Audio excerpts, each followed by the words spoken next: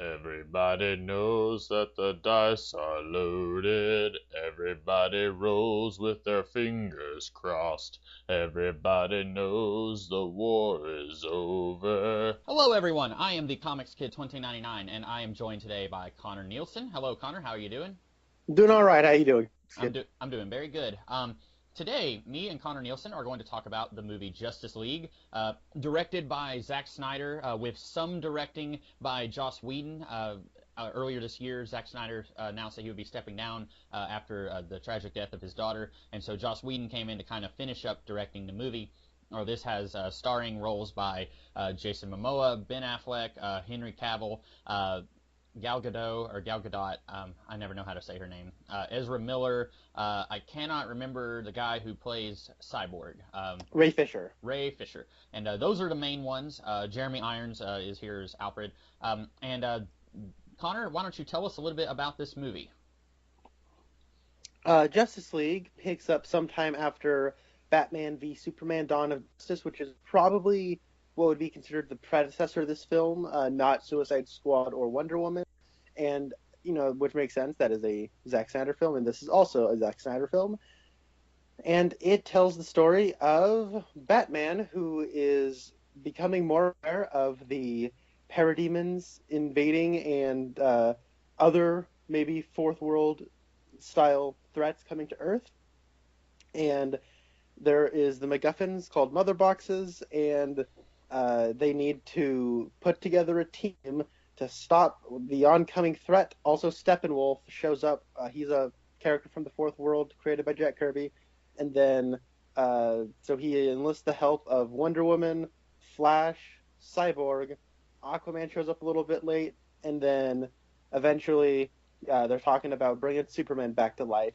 Because if you remember, he died at the end of Batman and Superman. That's the basic premise of this movie. We're going to get into spoilers from here on out. So get out of here if you haven't seen the movie. So, Comics Kid, what did you think of this movie? All right, so I want to go ahead and say that this morning I saw that Conner Nielsen had posted on Facebook. He said that he hated this movie. This is going to be a very interesting podcast because I quite like this movie.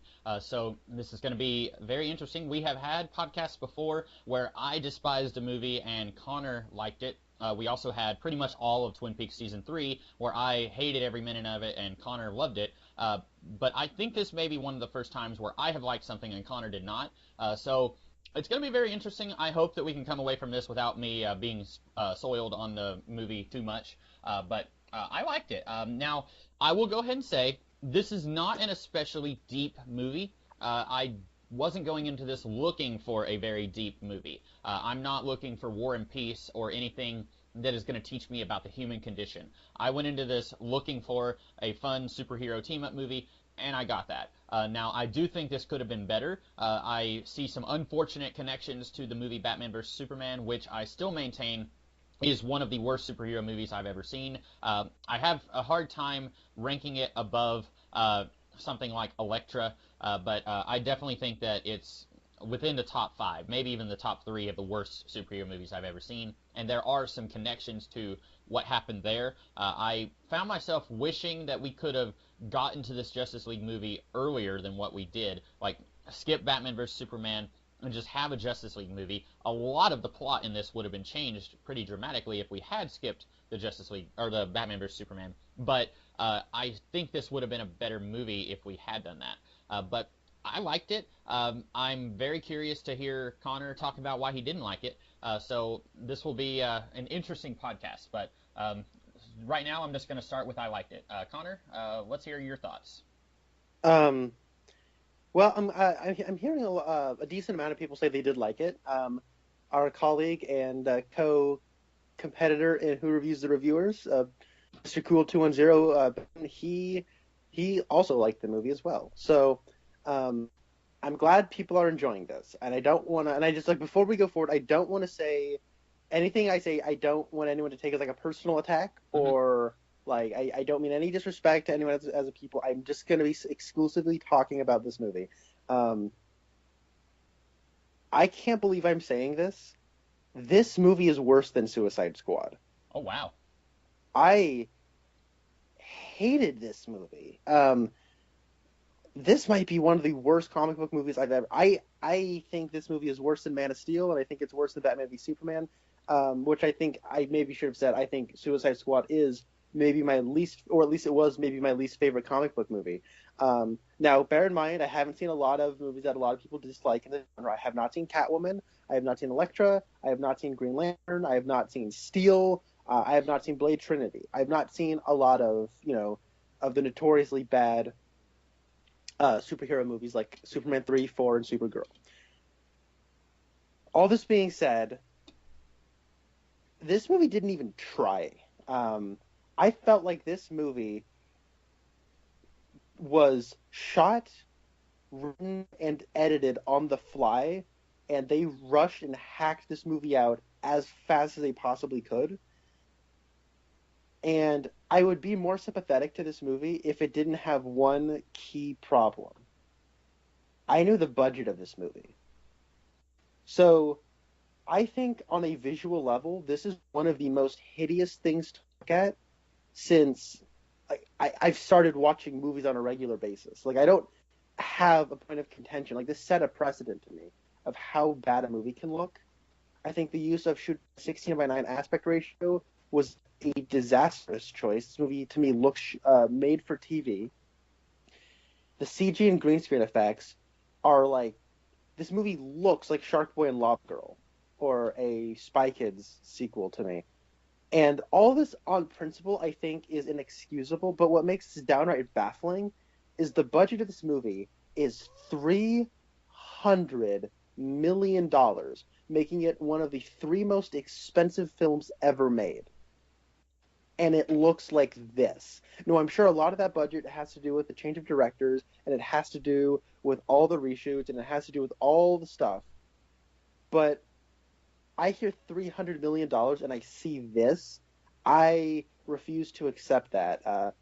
I think on almost every level from the very beginning, I remember during the opening credits, and I laughed at something, and I thought, is this going to be a movie where there's not even one good scene? Now, there is a couple of stuff here that I liked, but overall, I was like shocked by how bad this movie was. So that's my opening thesis. Okay. So yeah, I will say I don't agree. When you said it looks like a made-for-TV movie, I find that very difficult to believe. I have seen some hideous made-for-TV movies. Like this, there's no comparison. Like you look at this, and then you look at like Sharknado. Sharknado looks laughably bad. Like this may not look great, but it's leaps and bounds ahead of a TV movie. Now, you also notice a lot of times, like you complained about the green screen in X-Men Apocalypse. I didn't notice any problems watching that movie. I tend not to notice, unless it's just something like, I remember in Wolverine Origins, his claws looked really bad. But most of the time, when someone says that the effects look really bad, I'll watch it and I'll say I don't really notice what they're talking about. To this day, I still haven't noticed the lens flares in the J.J. Abrams Star Trek movies. Like, people will post a video on YouTube and I'll see it and I'm like, okay, there's the lens flares, but whenever I watch those movies, I don't notice the lens flares. So I don't notice visual stuff like that as much as you do, but I don't think this looks as bad as a TV movie. okay. Did you have... A lot of that maybe had to do with the use of aspect ratio, and so when I heard another film critic say this, I can't remember who it was, but when somebody has an idea for what a movie's going to look like, and I think this movie was originally supposed to look like Batman v Superman and Man of Steel, like on a color level, more desaturated and washed out with more darks.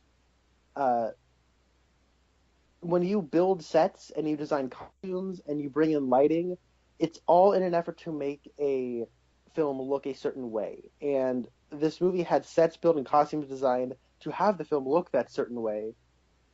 But then afterwards, they color corrected it to make it look all more bright and colorful.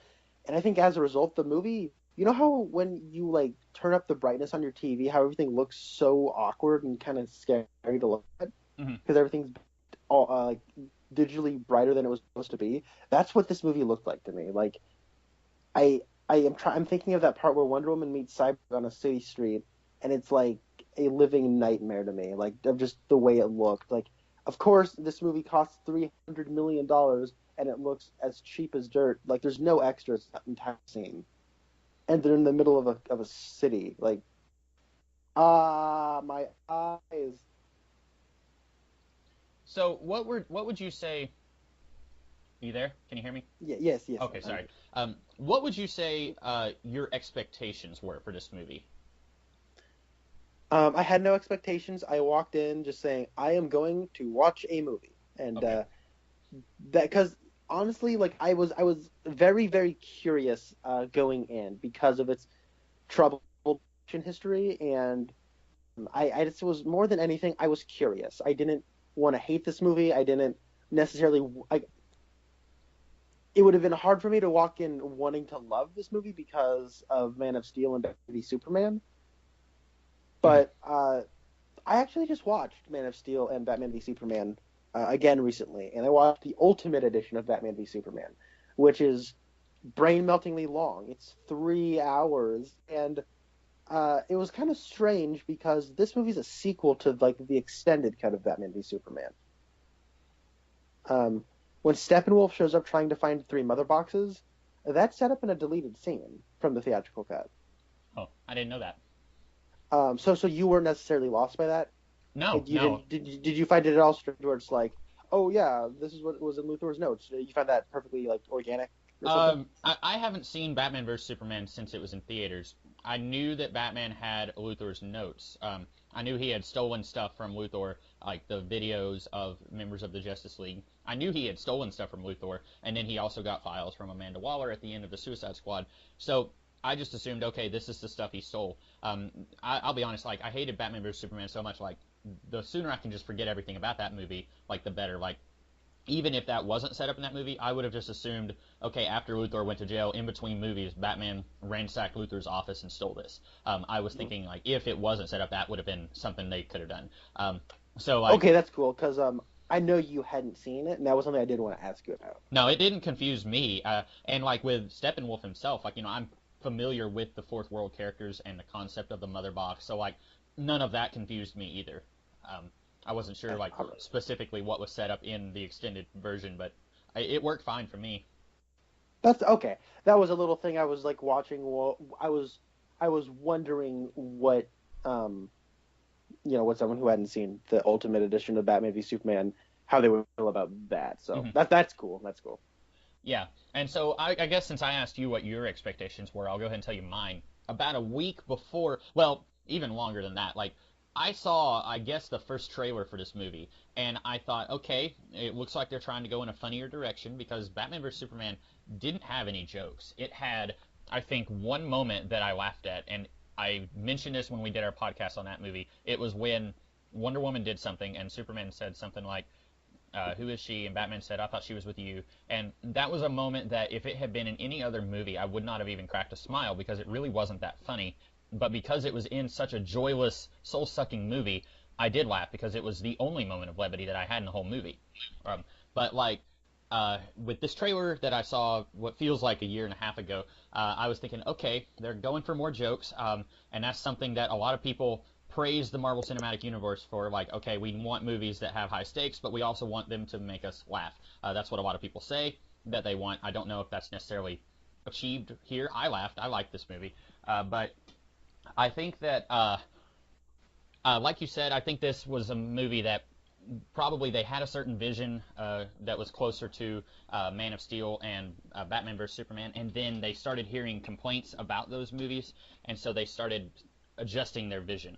And personally, I like this more. I know you said you think this is worse than all the others, but I like this a lot more than what we have gotten before. So I'm kind of glad that they did adjust their vision, but I was still very hesitant about this movie even after seeing that trailer. I was still thinking that this was going to be something that wasn't going to work. It was going to fall on its face. And then earlier this week, I saw that several people who work in the comic book industry got to see it a few days ago.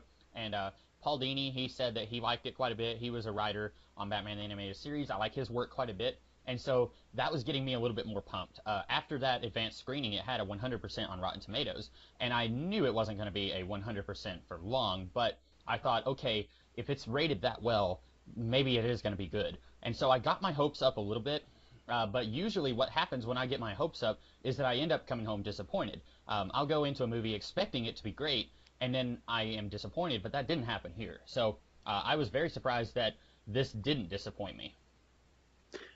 Okay. I'm thinking about why I was so baffled by this. I should say that I'm being maybe a little harsher and more negative than I maybe was when I left the theater.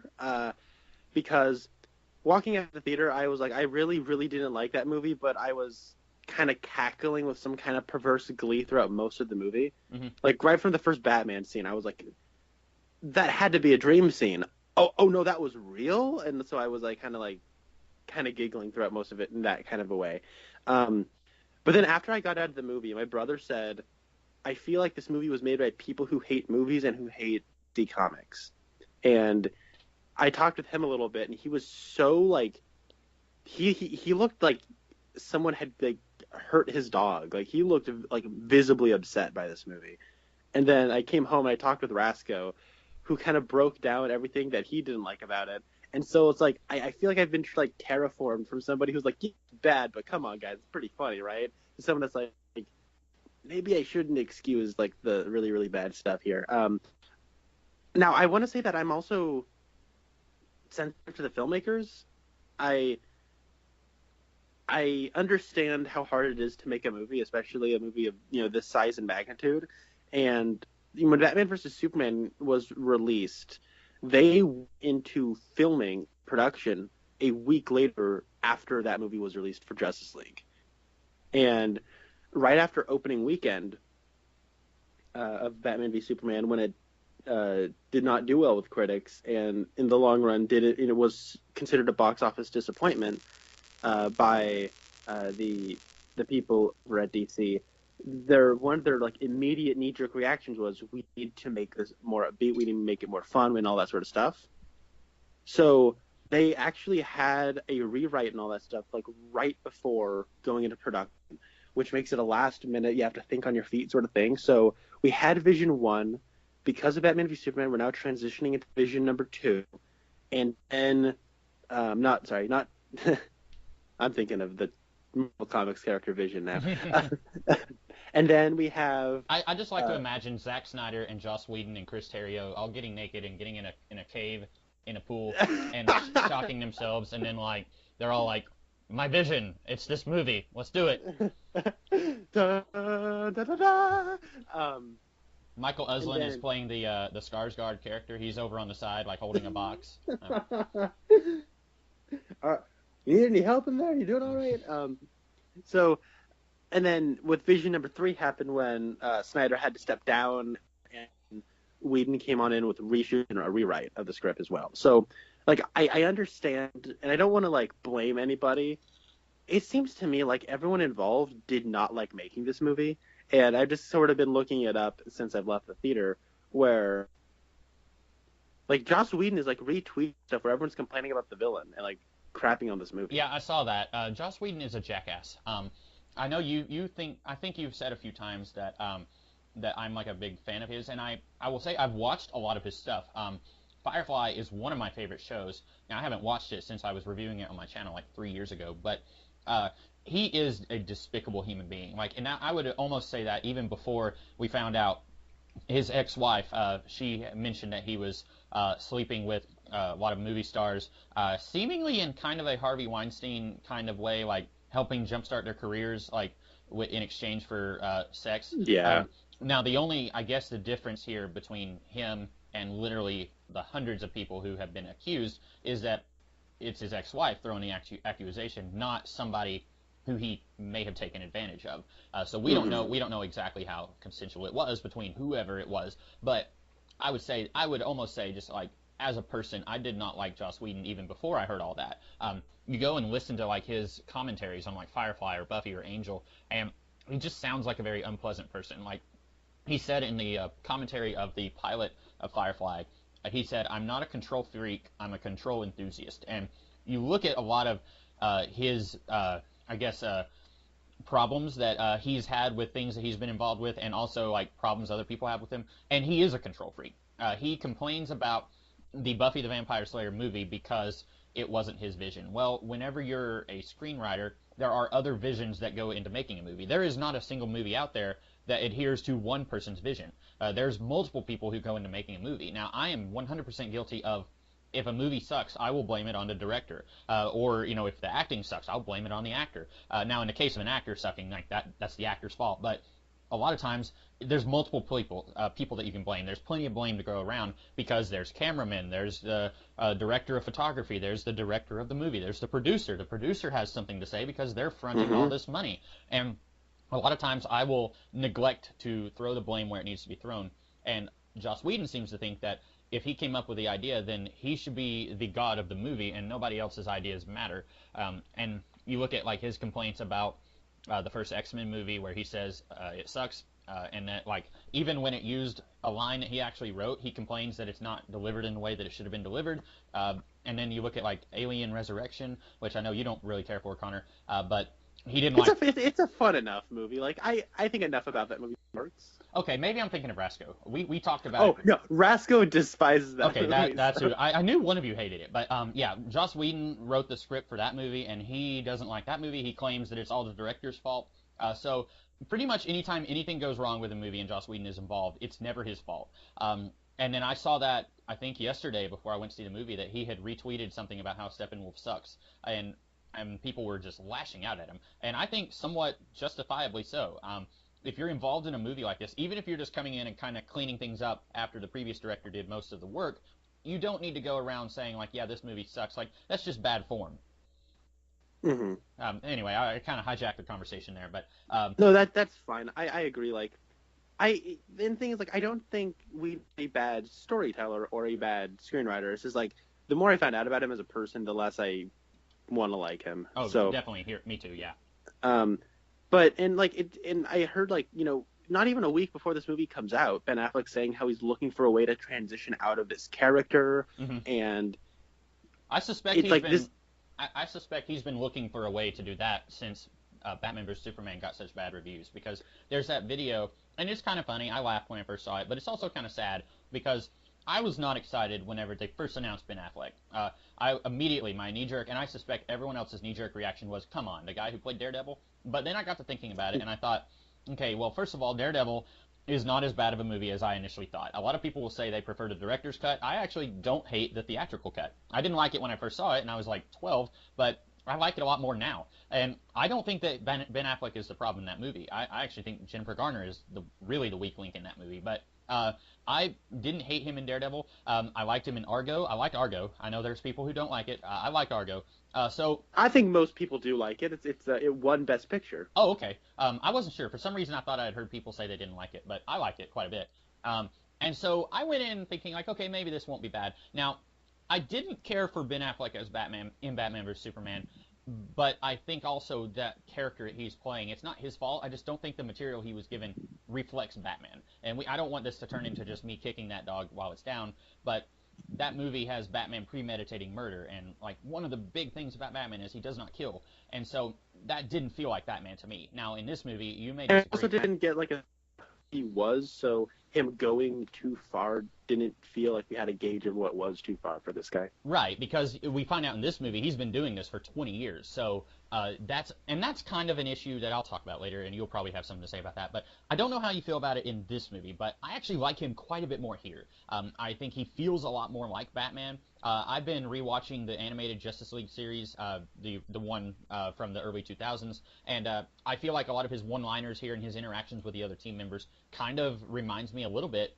of how he acted with them in the cartoon. I like it. I do feel, and this takes me back to that video right after Batman vs Superman and someone, overlaid the song "The Sound of Silence" whenever they were talking, and I feel kind of bad for him because he was talking with Jimmy Kimmel before Batman vs Superman, how someone, he was like, you know what, this is going to be good. I'm going to be Batman. It's going to be awesome. And then he gets online and he just sees someone just say, no. And then he was just like, oh, okay. He was immediately just kind of downtrodden a little bit. And then you can see that in his face in that video. And I feel so bad for him. But at the same time, it seems whenever he says like, okay, I've played Batman for 2 movies and then like all of 6 seconds in another movie, and he's already looking for a way out. And that was my big complaint after I had time to think about it, was that Ben Affleck is already like Christian Bale's age, and I was thinking, if you want to start a franchise, start with a younger actor so you can do more movies with them. You don't want to start with somebody who's close to the age of 50 and say that he's been Batman for 20 years, because you're not going to be able to make as many movies with him. And now that seems to be an issue they're going to have to deal with. But I feel like he is just he doesn't like playing such a high profile character where he's going to be getting so much flack, even if his performance is improved, which I think it is. And I did recently go back and watch Batman v Superman. I think Ben Affleck is giving a good performance there. To me, it is all the character. And I think anything that I do like about that character comes from Ben Affleck's performance. It seems to me like he clearly likes the character, and like at least in that movie, he wanted to be there to be Batman. And I think the last straw was he made a movie called Live by Night, Mm-hmm. and that was, for a little history, Ben Affleck kind of, was the butt of jokes, and he was just kind of like the guy who dated Jennifer Lopez and got married to Jennifer Garner. And then he directed a movie called Gone Baby Gone, which Ben Affleck directed this movie, and then he made a movie called The Town, which got like some awards buzz. And then he made Argo, which won Best Picture. And so he had really transformed himself into one of the most interesting directors on the block, because he was like this new, not niche director, but he was like this new it guy in terms of the directing scene. So it was kind of interesting to see where he'd go. And then he's going to be Batman. So we're all thinking, oh, he's going to, direct a Batman movie. This is going to be really, really cool. And he really seemed to be like, hyping up, yeah, man, right now my contract is 3 movies, which is Batman v Superman and then 2 Justice League movies. After that, anything's possible. But then they cut, 2 Justice League movies into 1 Justice League movie. I was going to ask you about that later. We get Batman v Superman. It gets really bad reviews, and then in the aftermath of it, a lot of people are making fun of him. But then what happened was he wanted to make Live by Night, which is a movie he would have written and directed, right? Mm-hmm. He had to make that movie on a slashed budget between filming BVS and Justice League, which he wanted that to be a big, sprawling gangster epic. And that movie got cut down to, he had to cut that movie down to 2 hours, and he had to film it in a very slim window. And it's like, guys, this is like, I won you guys. I can only imagine, like, if I won my studio a Best Picture award, and then for my next directorial project, they sort of treated it like small potatoes because they wanted me to like jump from here to here for the tent poles, I would be furious. Mm-hmm. And I think from that point on, he's like, look, no one liked Batman v Superman, and you screwed over my movie, which is like the only movie I've directed that got bad reviews because it got slashed. And like, having watched that movie, Live by Night, mm-hmm. like that movie feels like it should have been 3 hours, and it got cut down to 2 hours. Because what we get is pretty decent, but so much stuff has been removed or maybe not even filmed because of just how little time they had to make it. And like, I felt really bad for him, and it got bad reviews. And then he has Justice League because it's his contractual obligation. And then I watched this movie, and it just felt like everyone was scared of what this movie was supposed to be. And like, because of Batman v Superman, they all got like trigger shy, and they weren't wanting to commit to anything. They didn't even try to make this movie about anything because they tried to make Batman versus Superman about something, and it screwed him over. But I kind of lost what I was saying just now, but like, oh yeah, so everyone kind of lost what they were doing, and then I can't fault Ben Affleck for wanting to like transition out, but it's just weird that like now he's not making a Batman movie. Now it's Matt Reeves. Now he was directing Batman. Now he's not writing it. Now he's not directing it. Now he's probably not even going to be in it. It's just all very, very strange. Which is a shame, because I think after seeing him here, I would have liked to have seen him in a solo Batman movie. And now, like, I don't know what they're going to do. Are they going to James Bond it? Are they going to just get someone else to play Bruce Wayne? Or are they going to kill Bruce Wayne off and say that Dick Grayson's been in Nanda Parbat for 10 years and he's coming in to take over the mantle? Like, I don't know, because this is something that I feel like I should blame more on just all of the DC Extended Universe as a whole and not just this movie. I have no idea what has and has not happened in this world.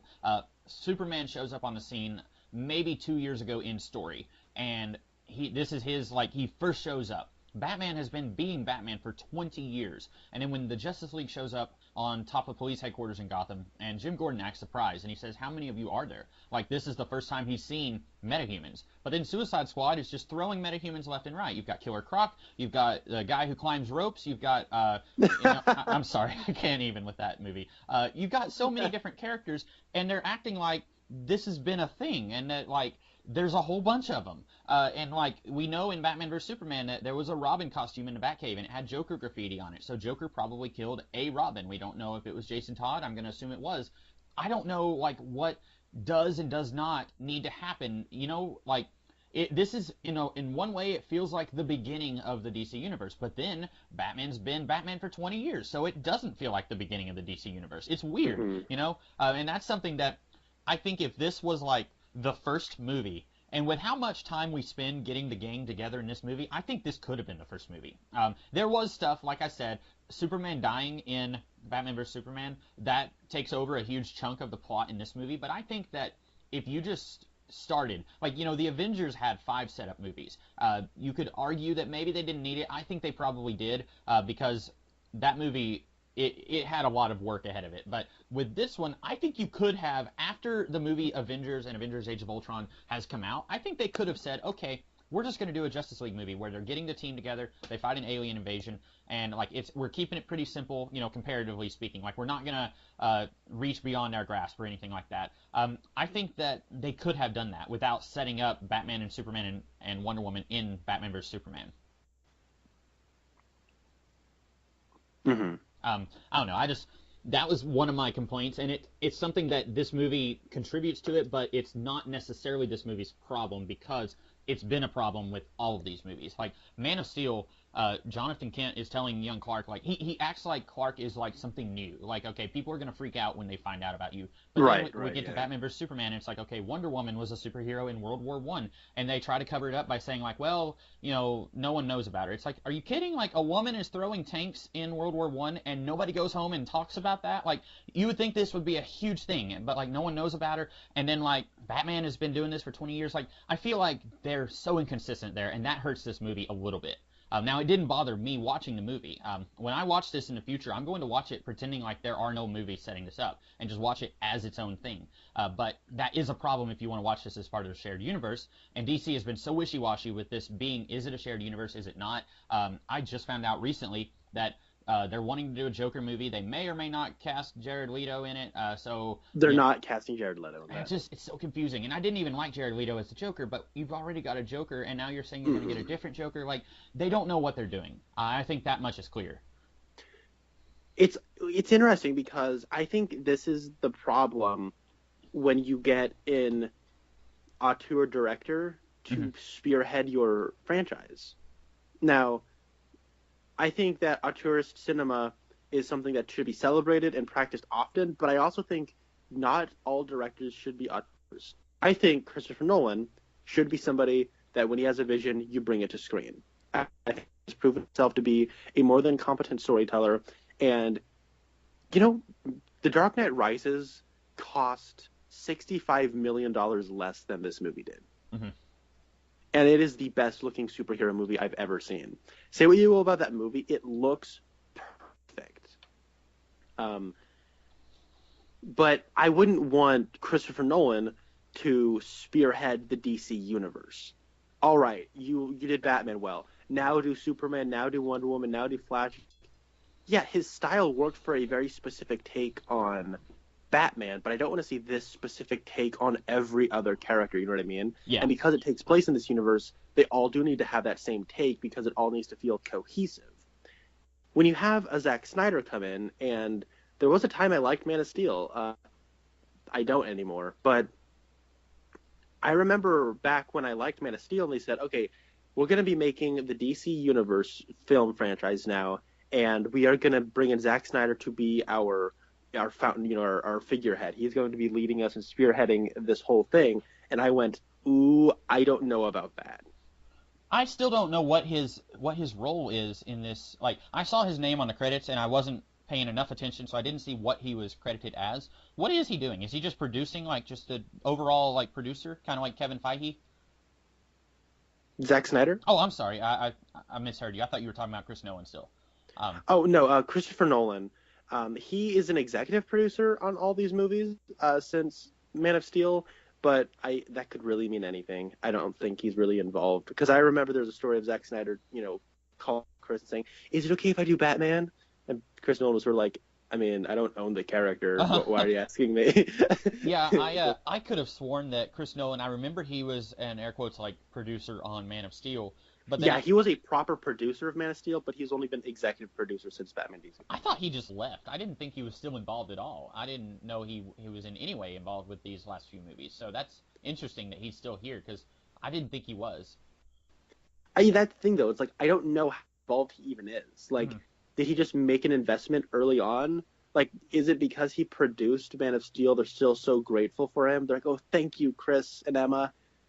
We're gonna put you as executive producer moving forward." And they're like, "Okay, I don't know why, but go ahead." But like, it could be anything, and it is kind of interesting why his name's still around. But It's kind of like how Batman Forever and Batman and Robin, Tim Burton was air quotes producer on those movies, but really, oh, he was, really? yeah, I'm pretty sure he was, at least on Batman Forever. But you look at that movie, and I don't hate Batman Forever. I don't hate Batman and Robin. I think it's a hilarious movie. But like, you look at those movies, and they're very clearly there's no Burton there. Like, it's all Joel Schumacher doing what he does, and the studio insisting that he does what they want. But there's no Burton influence there, like you would think, with him being involved.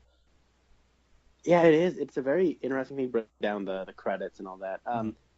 But what I was getting at just a little bit earlier to wrap up this thing is I think like the stuff with the Joker is kind of the problem of when one person is like setting a precedent for a entire like universe. Like some guy was like, "Okay, my take on Joker, I want to do contemporary gangster version of the Joker." Okay, cool.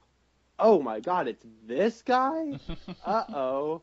And then, oh great guys, now this is the Joker we're stuck with. Great. And so as weird as it is for me to like kind of admit, and I wouldn't have even like admitted to this because maybe it's because I didn't see any examples of this, but maybe having like the business minded person kind of being at the head of a universe like a Kevin Feige who isn't he likes good stories and he's all about good storytelling, but you don't see Kevin Feige directing any of the Marvel movies because that's not his forte. He's a businessman. He sets the roadmap and he kind of what I mean. He kind of oversees the production, but he brings in people to make the movies, and the people coming in to make the movies have a good amount of creative control over the details, but the overall broad strokes are controlled by a business mind. Mm-hmm. And that might be kind of like people might see this as cynical, but honestly, I think in terms of a multi-franchise build-up to it's a universe and franchise built up of other franchises. I think having a business-minded man at the helm might be the better option between the two. And I think stuff like the DC EU is sort of the result of how it could all go horribly wrong. Mm-hmm.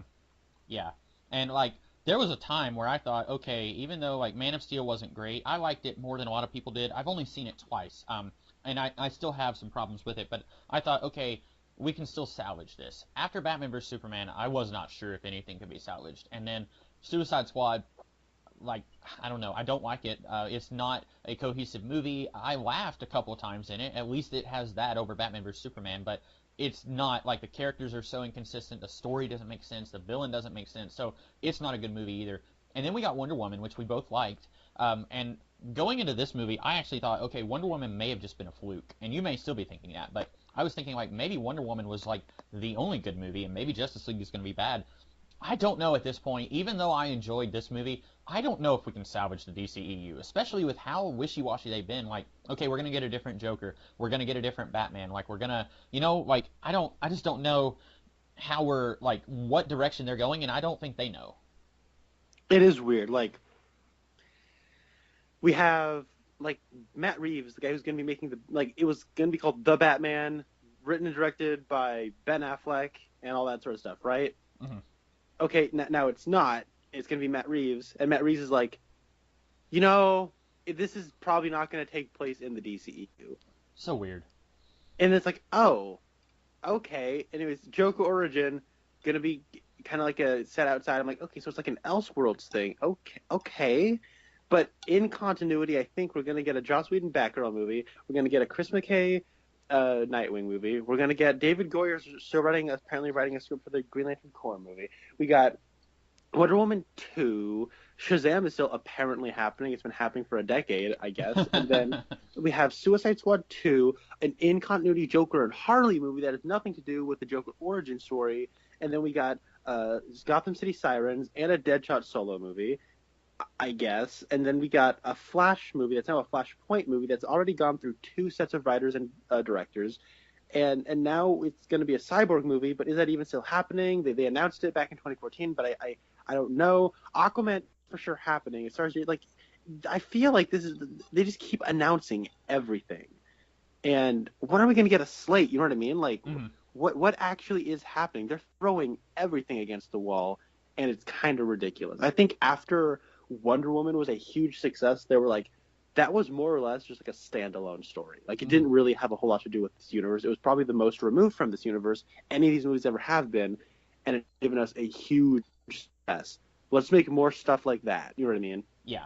WB is so reactionary and so easy to like step out of the line of fire as soon as possible, and maybe for good reason. But yeah, I feel like we haven't talked a whole lot about the nitty gritty of Justice League. Right. Do you want to get into that or?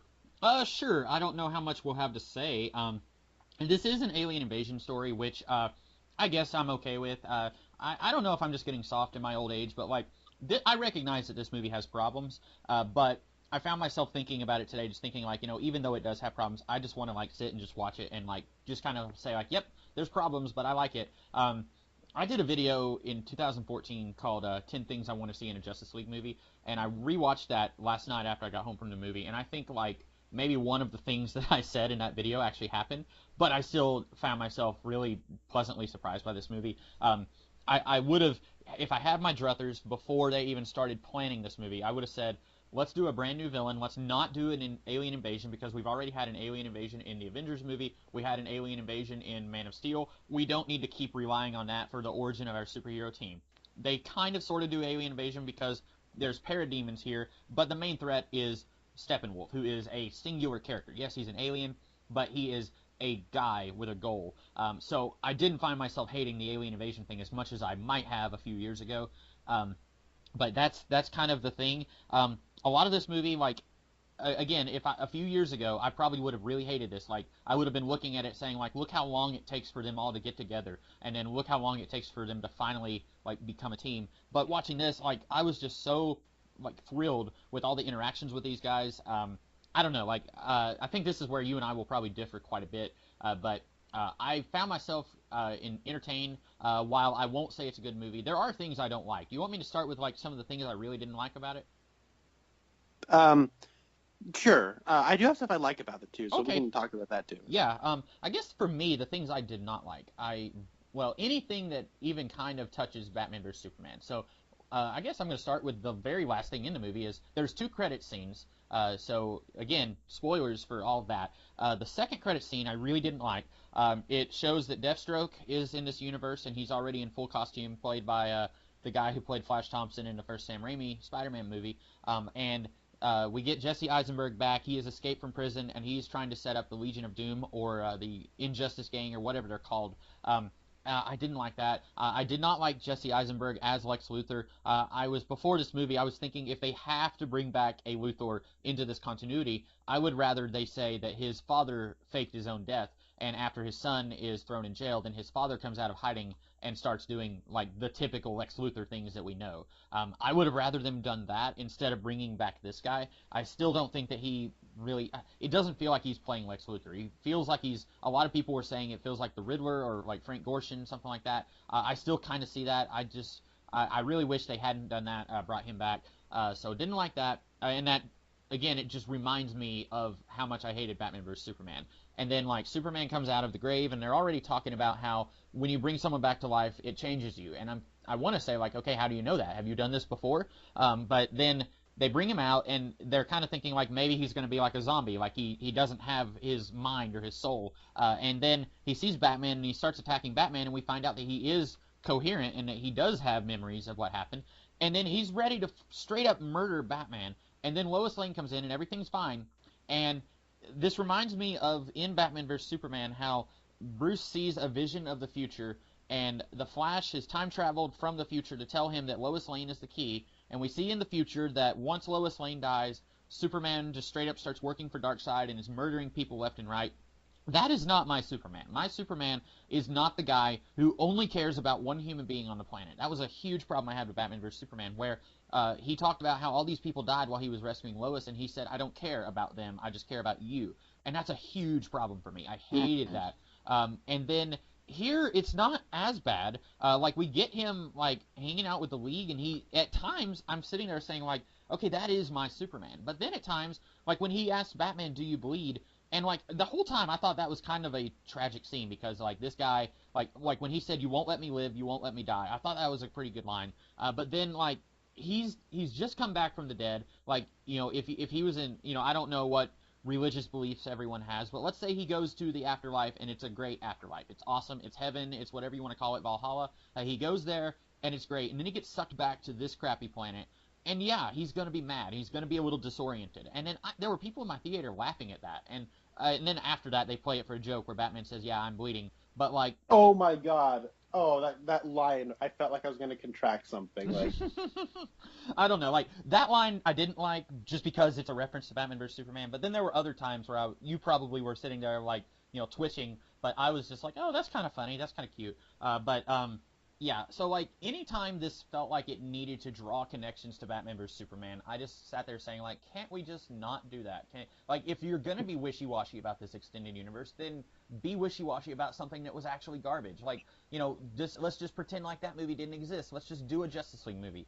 So anytime we had something like that, I was just kind of like, whatever. A lot of people, I saw at least one person online saying they did not like Ezra Miller as the Flash. At times, I can see people saying that he is too much. At times, I can see it as being too much. But a lot of times, I liked him too. I thought he was great. Maybe they stuck it on a little thick at times with his lines and his personality, but I think he was fine. I did find myself, like, every time he was talking to his dad, I was thinking to myself, like, I've seen all this before in the Flash TV show, and I don't think you've watched that show, but, like, Barry trying to figure out who killed his mom, that's, like, the plot point of the first season of The Flash. And so, like, honestly, like, before we saw Billy Crudup as Henry Allen, I legitimately thought they were just going to get the guy who played Henry Allen on the show. And he even kind of has the same voice, too. But, like, the whole time, like, every time Barry's in prison talking to his dad, I was just thinking, like, stop that. We've already seen this in the TV show. I don't want to see it all again in the movies. And, yeah, the Flashpoint movie's going to be, like, a billion years from now, and by then it'll have been, like, even further away from what we saw in the Flash TV show. But I still don't, like, right now, it's still pretty fresh on my mind. I don't need to see all that regurgitated on screen after we just saw it on TV. So there were things like that where I was just like, that doesn't work, but overall, none of it broke the movie for me. I guess I'll maybe get into stuff I liked. Mm-hmm. I liked Ezra Miller's performance, and I liked The Flash for about 3 scenes. Okay. I never hated him, but he did start to grate on my nerves. In one particular instance, I was told that our Evolution colleague, Browncoat Eric, referred to this performance as human cancer. Yes, that's who I was thinking of when I said one person. I saw that on Twitter last night, and I thought, I wasn't sure, like, if other people were going to be sharing that view or not, but, yeah, at times, like, I can see how other people would not like it. Yeah, I liked his weird social awkwardness, and he seemed like he was playing him as someone who was, like, on the spectrum, and Yeah. I thought that was kind of a neat take. If that wasn't the take, that's the way I took it, and I found it to be an interesting choice. I assume it was, because, like, I mean, he has super speed, and that would be a legitimate reason for someone to say, like, human beings are too slow for me, but he's acting like, that's not, like, he says that at the end, but then he's also talking about, like, he doesn't understand, so, like you said, he doesn't understand social interaction, so I assume there was some sort of, like you said, on the spectrum.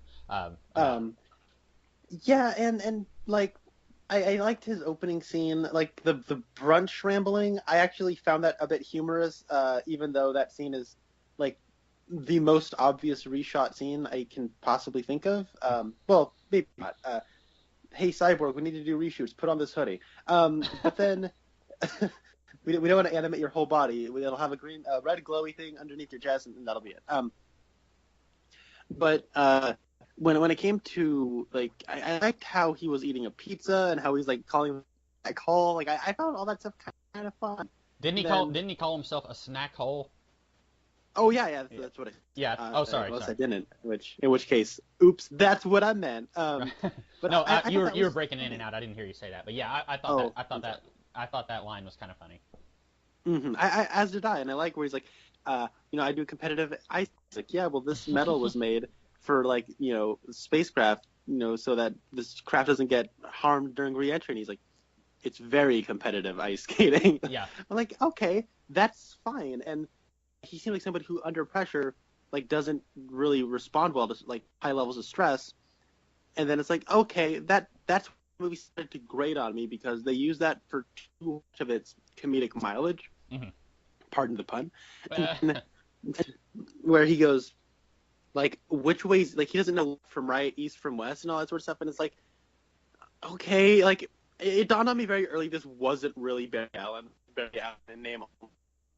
Yeah. But like, that's fine. I'm not gonna pull to dawn maybe a little bit brown coat Eric, who it's not like the comics and it's bad. But like, I don't hate this take on the character, Barry Allen, but that's fine. And then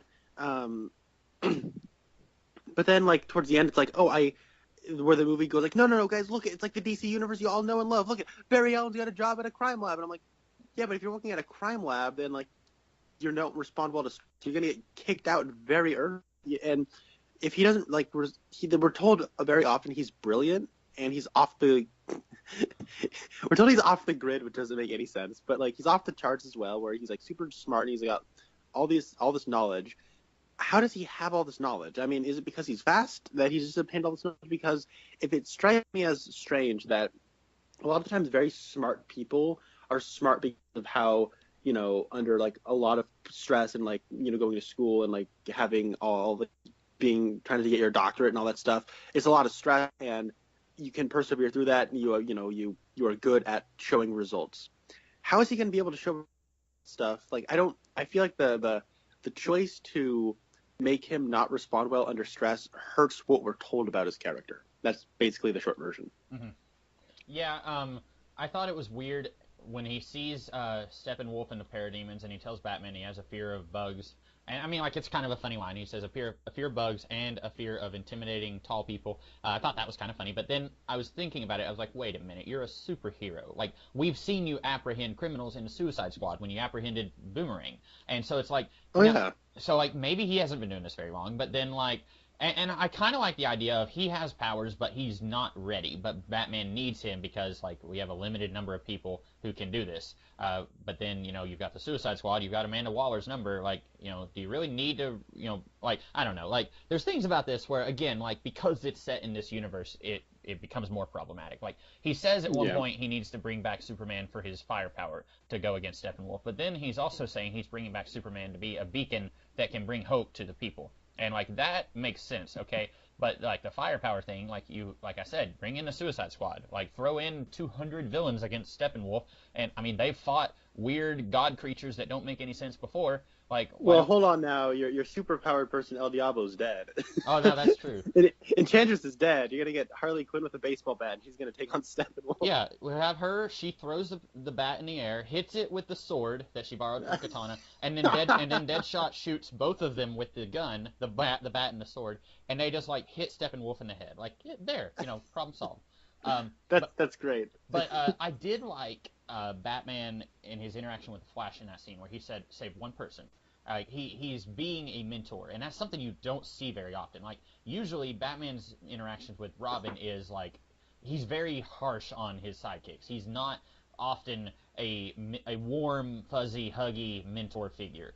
Usually he's like, okay, you have to do better. Like, you did 300 push-ups in 30 seconds, you can do 400. Like, he pushes them to the limit and further. And I liked that he was telling Barry, like, you can do this. Like, go in and save one person, and after that, you know what to do. And then Barry saves more people, and then he saves Wonder Woman twice. Or he saves the sword, and then later he saves her. But, like, I liked that. I liked that Batman is kind of not quite a father figure, but he's helping out Barry. I like that almost everyone in this movie has parental issues. Batman and Wonder Woman's aren't really touched on in this movie, but like they both have daddy issues, or Batman has mommy issues, Wonder Woman has mommy issues. The Flash, his dad is in jail. Cyborg has a pretty bad relationship with his father. Superman, his dad died and because he didn't save him from a hurricane. So like everyone here. And Aquaman, he doesn't like his mom because right. He feels like she abandoned him. And that feels like that could have been a really great thematic like through line, but it almost feels like it's there, but they didn't do enough with it. Like they could have had a big scene. You know how in the first Avengers movie where they're all arguing and like Hulk says like I was pretty far removed from this situation, and then like they're all just arguing it with each other. That if they had something like that. Instead of it just being Batman and Wonder Woman arguing and then she like pushes him, like if it was all of them kind of arguing and then it's like, wait a minute, we all have problems with our parents, like let's all just hug it out. Like that would have been great if they could have done a little bit more with that, maybe. Yeah, I didn't even consider that. That's right. Also, Wolf a lot. So I'll say this much. I thought it was a good idea for the Justice League get together. They didn't pull a Jeff Johns, and like first thing they do is they fight Darkseid. Mm-hmm. I'm glad about that. I think actually, if we want to like seed the Fourth World stuff, bringing in Steppenwolf, good idea. I think Steppenwolf completely sucks, and I mean, I also think he completely sucks in this movie. So he's right off the page. Right, yeah. There were people saying he's completely lame, but yeah, like people were saying like, oh, this like I knew people when I watched this movie, people were going to complain that this villain is just one-dimensional and his motivations are weak. And like there were people saying that like Malekith the Accursed is better than this. Now I don't agree. I think Malekith is worse than Steppenwolf. But the thing is, the Steppenwolf in the comics doesn't have much personality or motivation either. Most of the Fourth World characters don't.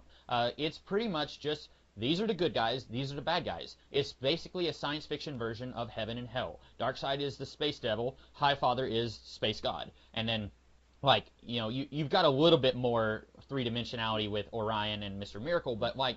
Because he's space Jesus. Right. And, well, Orion especially is a character I find to be pretty fascinating because he's, like, a demon who was raised by the good guys. But, more or less, like, Darkseid is just evil. He doesn't have, like...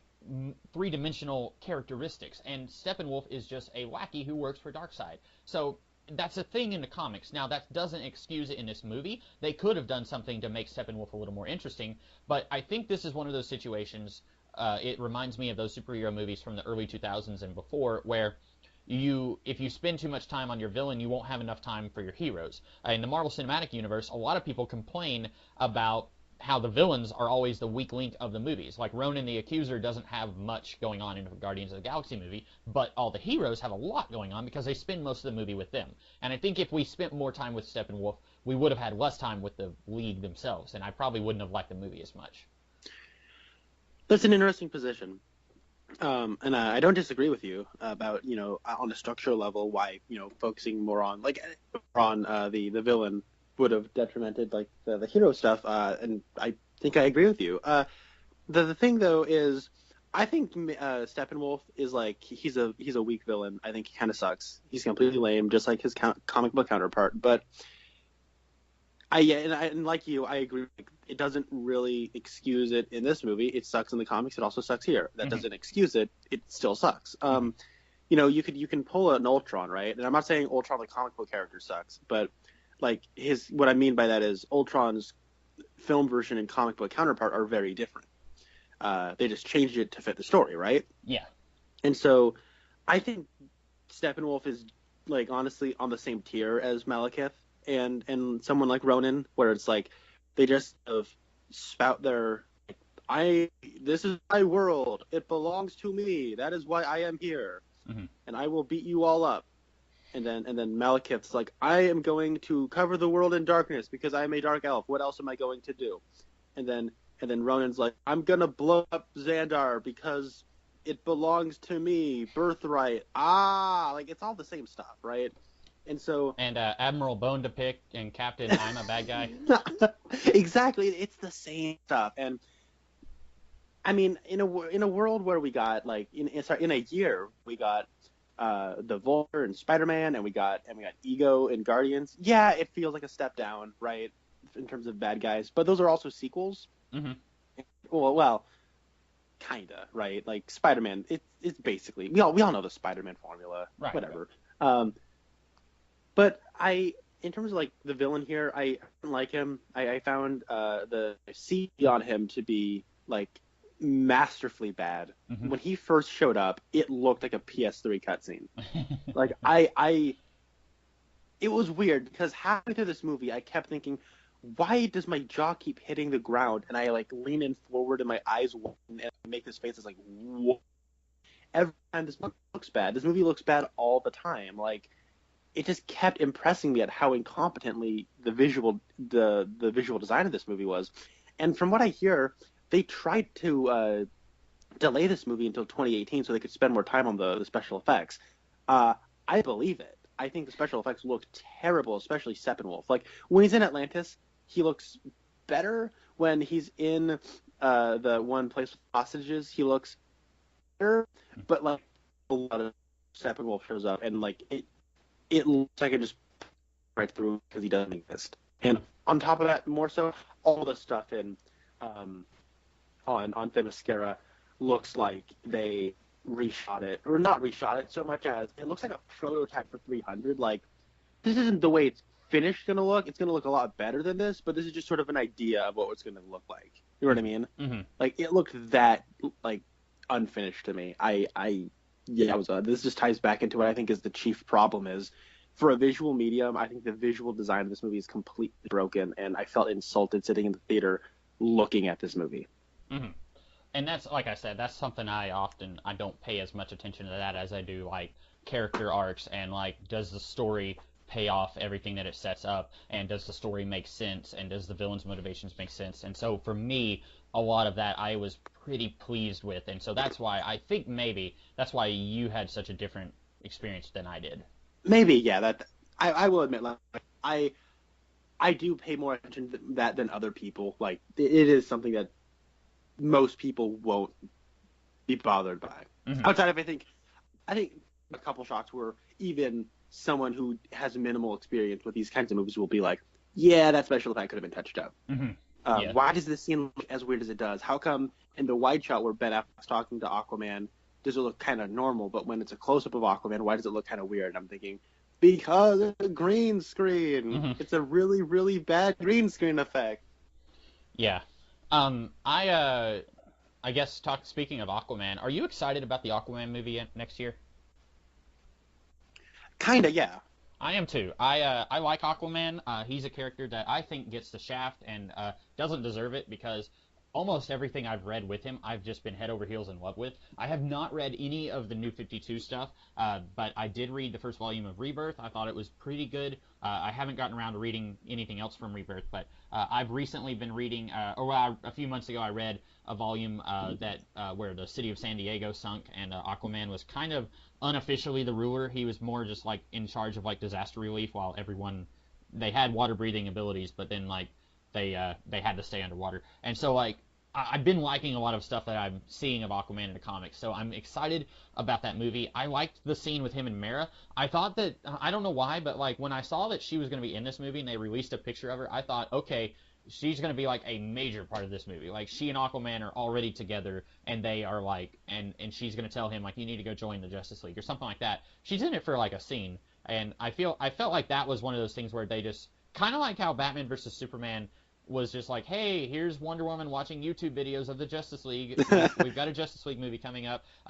This felt like they were stopping the movie for a minute.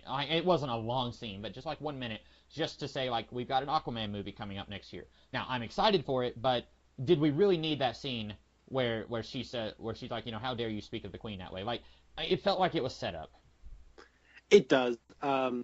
I guess though, like after we talked about how everybody has like some kind of parental issue, Mhm. it does kind of tie into that now. That's And true. so If you took that scene you've out, you wouldn't have convinced that. me to be more positive on an aspect.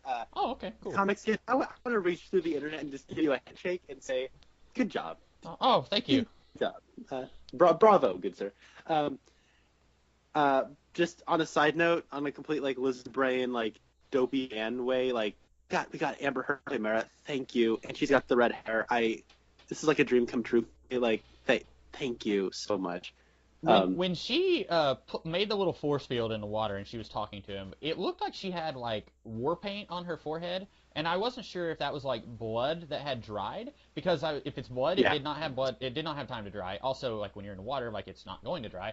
And then I thought, well, maybe it's like like clay, like that reddish clay. Mm-hmm. But then I was like, well, why would that be on her forehead? Like I didn't know what that was, and I thought, oh, please don't let that be hair dye that like got on her skin, like like when you it dye was blood though. Okay.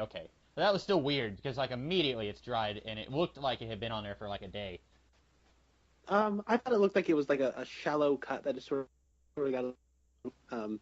But Okay. maybe I need to go back and look at it again. I was a little distracted by that's the green screen effect. Mm-hmm. For real, I can't even like take this time to appreciate how beautiful of a woman Amber Heard is. I'm too distracted by. Oh, okay. I guess this is the movie I'm watching. Mm-hmm. The reason I'm mostly excited for the Aquaman movie is James Wan is directing that movie. Okay. And it is beyond fascinating. I don't know if you're familiar with his work, but I don't think I am. he made Insidious 1 and 2, The Conjuring 1 and 2, Saw 1, and, of course, Furious 7. Okay, was he wasn't involved with the Doctor Strange movie, was he? No, that was Scott Derrickson, and he directed Sinister, which is another Blumhouse horror movie. I get Sinister and Insidious confused. That's entirely understandable. So, hey, if he's a Fun fact, though, one of the writers of Sinister and one of the writers of Doctor Strange is C. Robert Cargill. Mm-hmm. And I don't know if you're familiar with the online movie reviewing platform Spill.com, No. but one of the guys from Spill.com is the writer of those movies. Oh, okay. So it can happen to you guys. If you're out there reviewing movies and you're a big enough fan and committed, you too can write one of these movies. So you too could be the creative genius behind Batman versus Superman. Oh. I kid. That was a low blow. I won't do that again, probably. So I thought Furious 7 was a very well made action movie, and I think that considering the circumstances of like Paul Walker's death and whatnot, that movie actually worked extremely well cohesively. You want to talk about on the fly filmmaking? James Wan put that together in a surprisingly well put together way, Mm-hmm. and I'm excited to see what he does with Aquaman. So. Yeah, me too. If he's a good filmmaker, which I'll take your word for it, then that's even better. I'm just excited to see like Mera, Ocean Master, like Aquaman exploring his heritage in Atlantis. Like I'm excited about all that. And they got Patrick Wilson to be Ocean Master. That's really good casting. And he was at one time going to be an Ant-Man, and I don't know if he just left because of the situation with what's his face? The guy who was going to do Ant-Man. I don't remember. Edgar Wright. Edgar Wright. Yeah, I don't know if he left because of that or if he left before that, but I think he was going to be Yellow Jacket in Ant-Man at one time, and then he left before any filming got started. I think.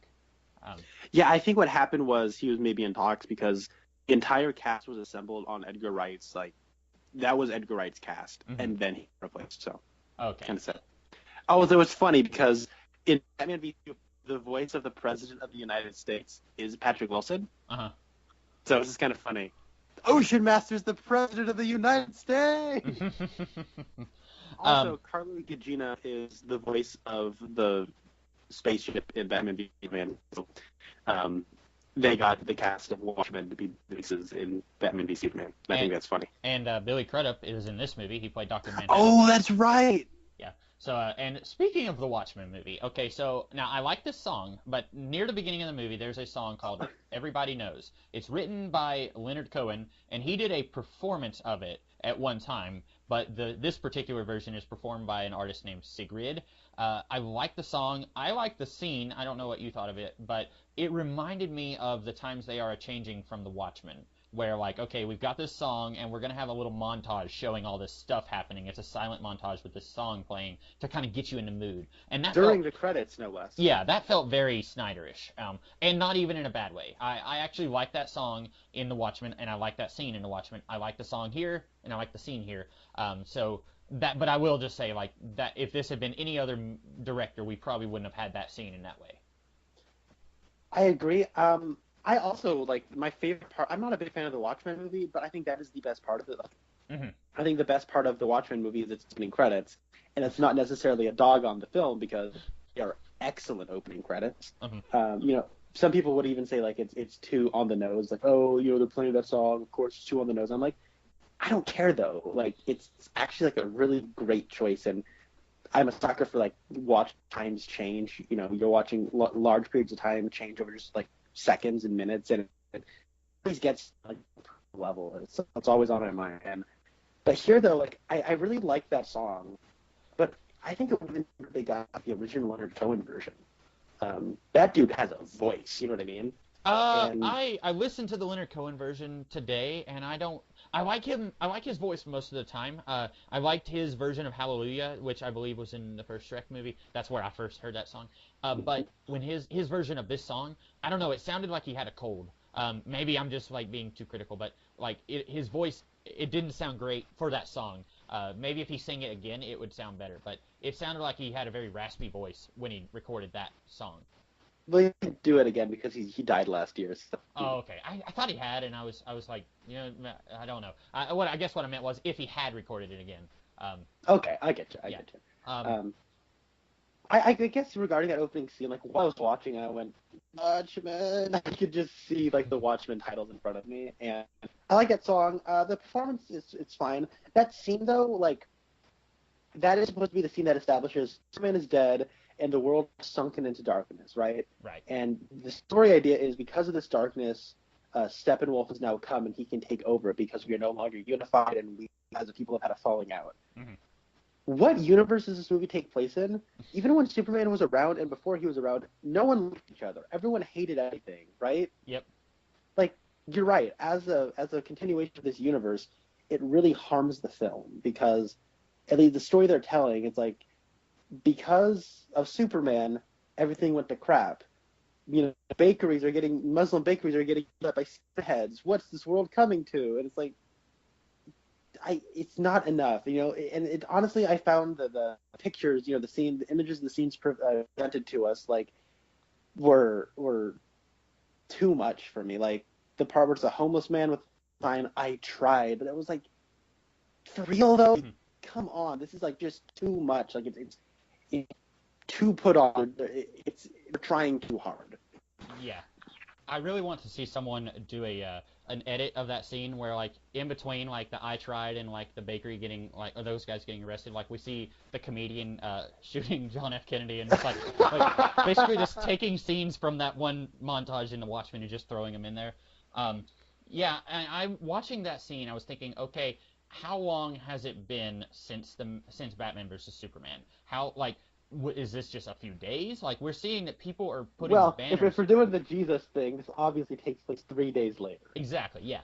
But then, like, okay, Suicide Squad, how long ago? Like, is that taking place, like, a day before this movie starts? Like, it's the timeline is weird. And, like, there were people talking about Batman vs. Superman, how the timeline was weird in relation to Man of Steel, but now the timeline is still weird. Like, if Superman has been brought back to life... and he is going to resume his life as Clark Kent, which it seems like he is, because at one point we see him in the jacket and the glasses and everything. Like, what's his excuse going to be? He was buried. Like, Clark Kent was declared dead. How is he going to resume his life as Clark Kent? Like, there's so many things, and then at the end of the movie I was thinking, oh, that's how they're gonna solve it, because they're not gonna address it. Like, there was so much about this where I was like, okay, is this a week after Batman vs. Superman? Is this like a year? And if it's a year, like by this point, everyone would have gotten over it, I think. Like, when in real life, when a celebrity dies, a year later, people aren't talking about that anymore, for the most part. You just reminded me of the funniest thing in the opening credits. Mm-hmm. Like, it's supposed to make you sit back and think, huh. You're supposed to ponder it. Mm-hmm. I was laughing. It's like, some disappearance of heroes, and you have David Bowie, Prince, and Superman. I like that. I thought that was funny. Like, did they return? Yeah. I Like, was like, are you kidding me? Like, this movie is so 2016. because both those guys died in 2016, right? Yep, they did. Okay. But I will say, like, I did kind of like the idea of, like, Superman dies and not everyone's going to believe that he's dead. I thought that was kind of neat. But I agree, like, that instantly dated the movie when they showed those guys. Mm-hmm. I'm trying to think of I feel like we were on track talking about something, and then I kind of got us off on a different tangent a little bit. You know what? I want to talk about something. So in the first trailer that I saw, Bruce Wayne goes and says, "Hey, do you want to join the Justice League?" And Aquaman throws him up against a wall, and then like Wonder Woman says, "So what did he say?" And Bruce Wayne says, "Maybe, maybe yes or maybe no." And he's like, "Maybe no." Okay, so that scene is not in the movie. Now I guess that's okay. Like you're gonna have like I've seen trailers before where something in the trailer is not in a movie. Okay, fine. But then I remember showing you a picture of Superman with hair down to his shoulders, and like he looked like Qui-Gon Jinn from the Phantom Menace, and he was wearing a black costume, and that's nowhere in this movie. Like, and then you mentioned that like this was supposed to be a two-part movie, like with part one coming out this year and part two coming out next year. And then you said they're not doing that anymore. So like that confuses me because like last I had heard this was going to be like you said a two-part movie, and it makes me wonder how much of this was filmed and then how much of this was cut and how much was never filmed. Like, is there like an hour of footage that got cut for this movie? I don't know. I'm trying really hard to remember when they said that they had decided to make this one movie and not two. Mm-hmm. But from what I've been researching, Snyder turned in a 3-hour version of this movie before stepping down. Okay. I also have that same question about how much here was never shot. How, you know what I mean? Like, you know what I mean? You just said it. Mm-hmm. So, and then I'm reminded of the Rogue One situation. I don't know if you heard, so Rogue One notoriously had others showed you things that were not in the movie. Mm-hmm. A lot of things, actually. And they talked, and that is also a movie that underwent a lot of reshoots. And Gareth Edwards, that's the director, Gareth Edwards, he talked about how, when asked about a director's cut of the film, he said the director's cut doesn't really exist because he shot a version, and then they saw the dailies and the test, not test footage, but like the unfinished version of it, and they said, hey, he didn't even like finish shooting that version. He sent in kind of a rough cut of what was happening, Mm-hmm. and they said, hey, we see where this is going. Why don't we change it up and let's do things this way, right? So then they shoot some other stuff and they shoot it this way, and then it's constantly a work in progress to get to another area. So there isn't really a director's cut of that movie. There's just sort of like it was on one track, and that one track was on never really finished, and that track sort of curves and turns into the Rogue One that we got. Yeah. So there's not really a director's cut. You know what I mean? Like with Batman v Superman, they made a 3-hour movie and they cut it down to 2.5 hours. And then there is a director's cut called the Ultimate Edition, and you can watch it. With this though, why you would want to watch it? That's another question entirely. Dude, I watched it the other night. That movie is painfully long. Oh, like, yeah. It was painfully long, the God. theatrical cut. Like, That's the thing, though. It's like, I saw that theatrical cut like 3 times in the theater. Mm-hmm. Like, to me, that movie was fascinating in how it failed. And I was willing to watch all that. Like, that extra half an hour, that like, I felt it. And if you felt the 2.5 hour length, I could only imagine what it would be like to watch the 3-hour cut for you. Speaking of The Watchmen earlier, when I watched that, I got because there's like multiple editions of that movie. There's the theatrical cut, and then there's, I think the director's cut is like an hour longer maybe, and then there's a version that includes the animated pirate stuff that, they released the pirate thing as its own thing, and then they also included that into the director's cut. So there's an even longer version. I didn't watch that one, but I watched the director's cut, so not the theatrical one and not the one with the pirate stuff.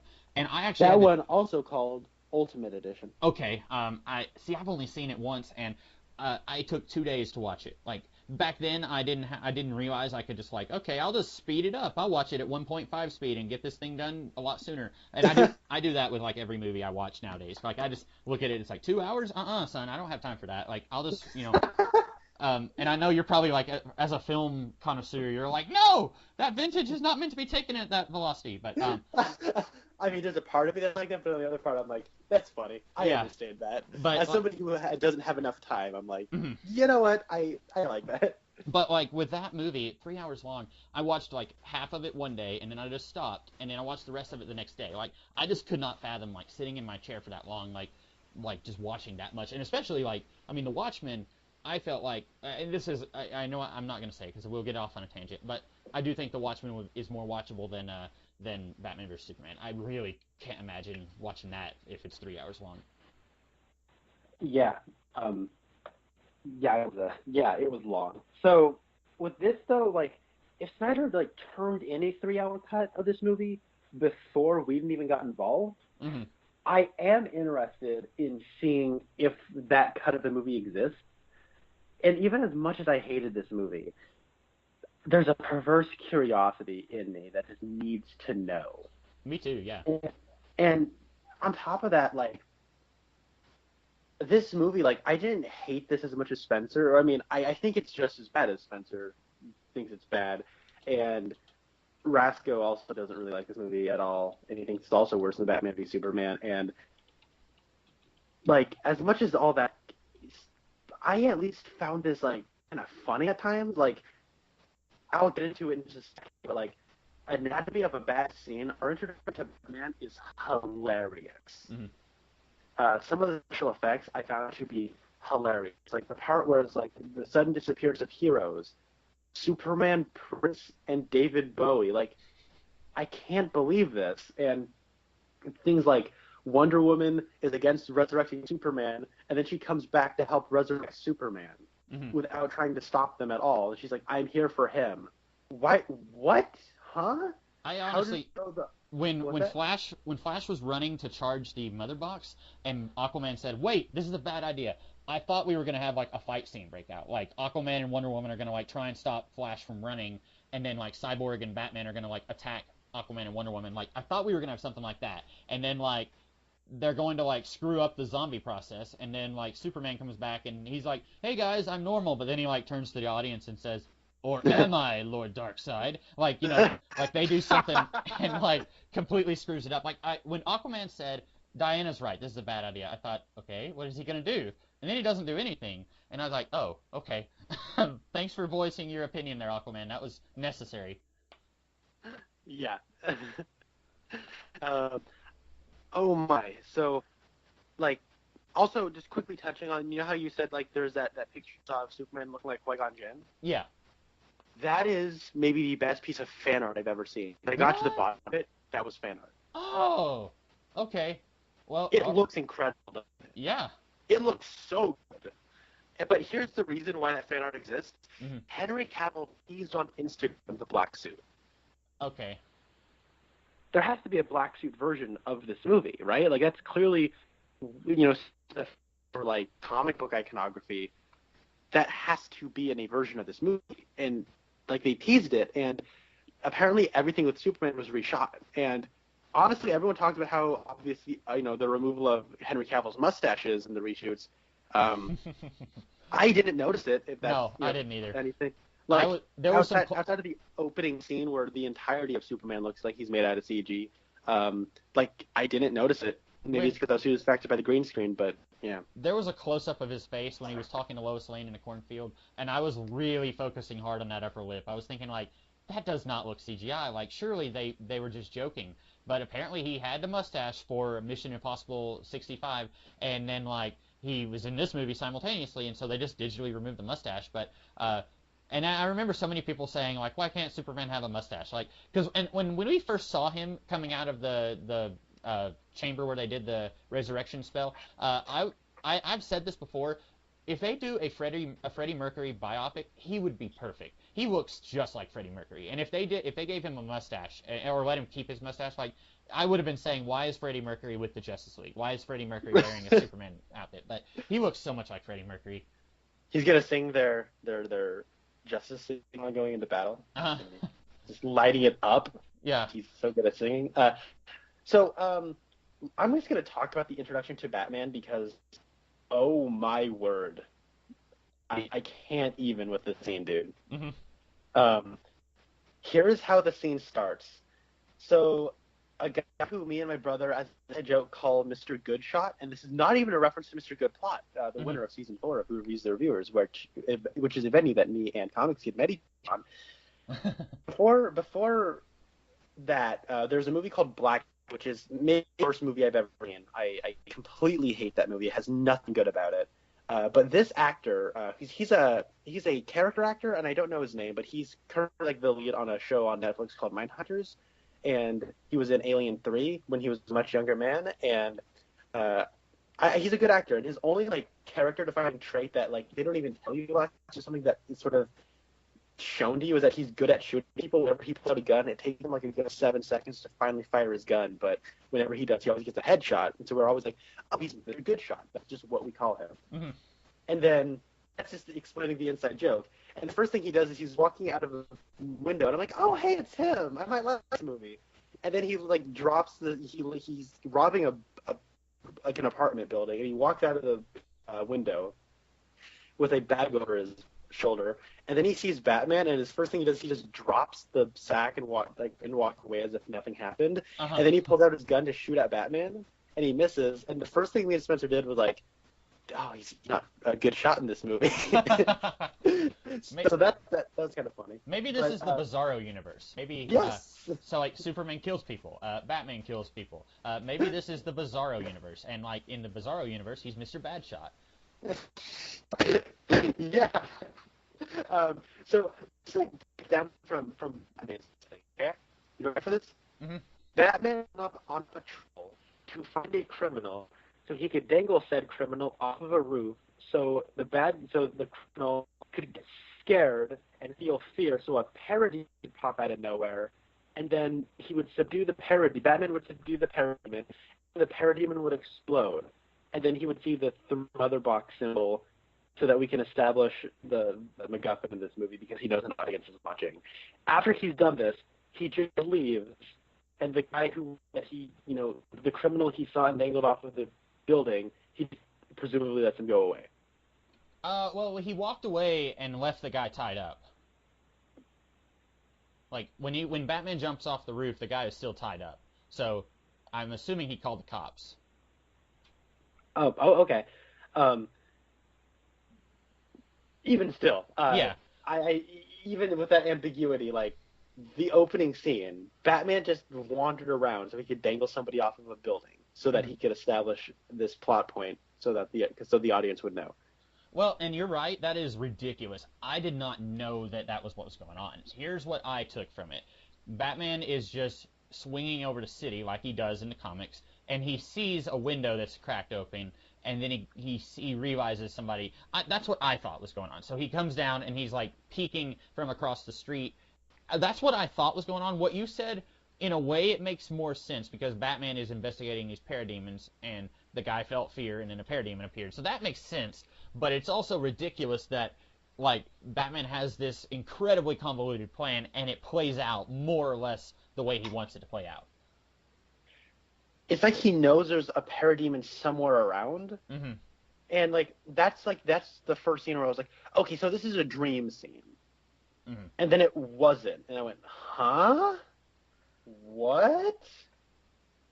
Yeah. Okay. And it's one of those things where I didn't realize that was what Batman was doing in that scene, but once you mention that, it's like, oh, okay, that does not make sense.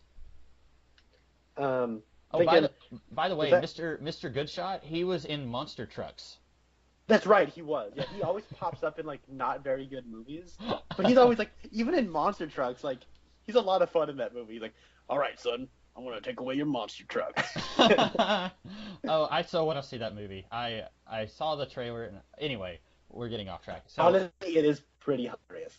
okay, that's good. It's like it's worth watching giggles. Like, Hmm. this unspeakably attractive girl, played by J-Lo, who was in all one scene of Twin Peaks: The Return, like most characters, and then Liz Taylor, who played Hank in the X-Men movies, is like she's just throwing himself at him, and he's like, "Yeah, with the monster truck," and I'm like, this is like younger and somehow more attractive Reese Witherspoon, and you're just like, meh, what? Yep. What? Oh, he's yeah, that's funny. So yeah, that scene at the beginning, you're right. It doesn't make any sense. I wasn't using my brain when that scene happened because I just assumed that Batman was just out doing his Batman thing, and then a parademon just happened to attack. That was kind of what I assumed happened. Yeah, and like that's the way I was just assuming it went as well. But then when he dangles him off the side of the roof, and then he just keeps holding her. Then the parademon came out, and like after that scene was over, I'm like, that did not play to me at all. So I started thinking about why I'm like that's one. Mm-hmm. And to me, this movie is filled with scenes like that, where like I think I mentioned this earlier, but when Superman says, "Do you bleed?" I went, okay, so this is a dream. Like this isn't actually happening. Mm-hmm. Oh, it is. Oh my. Mm-hmm. Yeah, And when Lois Lane showed up, I was like, you have got to be kidding me. We're still maintaining the love-slave relationship between Superman and Lois Lane. Okay, whatever. Do you think, because we had that scene in Batman vs Superman where Superman's working with Darkseid or working with parademons, and he's ready to kill Batman, and it's seemingly because Lois Lane died. Do you think they are building towards that? With how wishy-washy they've been, do you think they're going to turn around and say that was a possible future that they averted through X, Y, and Z? Or do you think they are still building towards that? I don't know. Like, it is so reactionary. Like, if this movie does well, they'll make a sequel, Mm-hmm. and the sequel will have nothing to do with the Fourth World. They'll pull an Age of Ultron where, in the end of the first Avengers, we set up Thanos, but in the sequel, we don't do Thanos. Joss Whedon just wants to tell an Avengers story. So we just get an Avengers story out of the way, and now with Avengers 3, we pay that off, right? But it's built to that point, you know what I mean? Like, there's an organic evolution. I think what we get here is, okay, we do Justice League. If it does well, we do a second Justice League where they fight the Legion of Doom, and then if that one does well, then we'll follow up on that sort of stuff. Maybe at the end of Justice League 2, Lois Lane's going to die, then Superman turns back into a murder machine, and then Justice League 3 picks up a little bit later, where like Apocalypse has come or something, or maybe they just condense like Lois Lane dying, Apocalypse comes to Earth, and all that sort of stuff happens in Justice League 3. That's my guess. Okay, I really hope. Here's what I want. I want this movie to do great.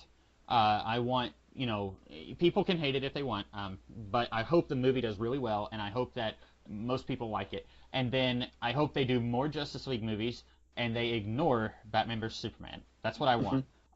I hope they can do something where it's like, well, because of the Flash time traveling and Batman vs Superman and Bruce Wayne inexplicably having visions of the future, he has now prevented that terrible future, and instead we have this future. Kind of like how the X-Men movies, although that's a whole nother bag of worms, but like, I'd like for them to do something like that. I was so bummed whenever it's like, oh, so we're building towards Superman being a minion of Darkseid. Okay, that's not what I want. But maybe. And I honestly don't see how this Superman, like Resurrection Superman, turns into that. You can see it? I cannot see it. Okay, right. See, I was thinking like after that scene where he said, "Do you bleed?" He's great. He acts like Superman. He does. Like.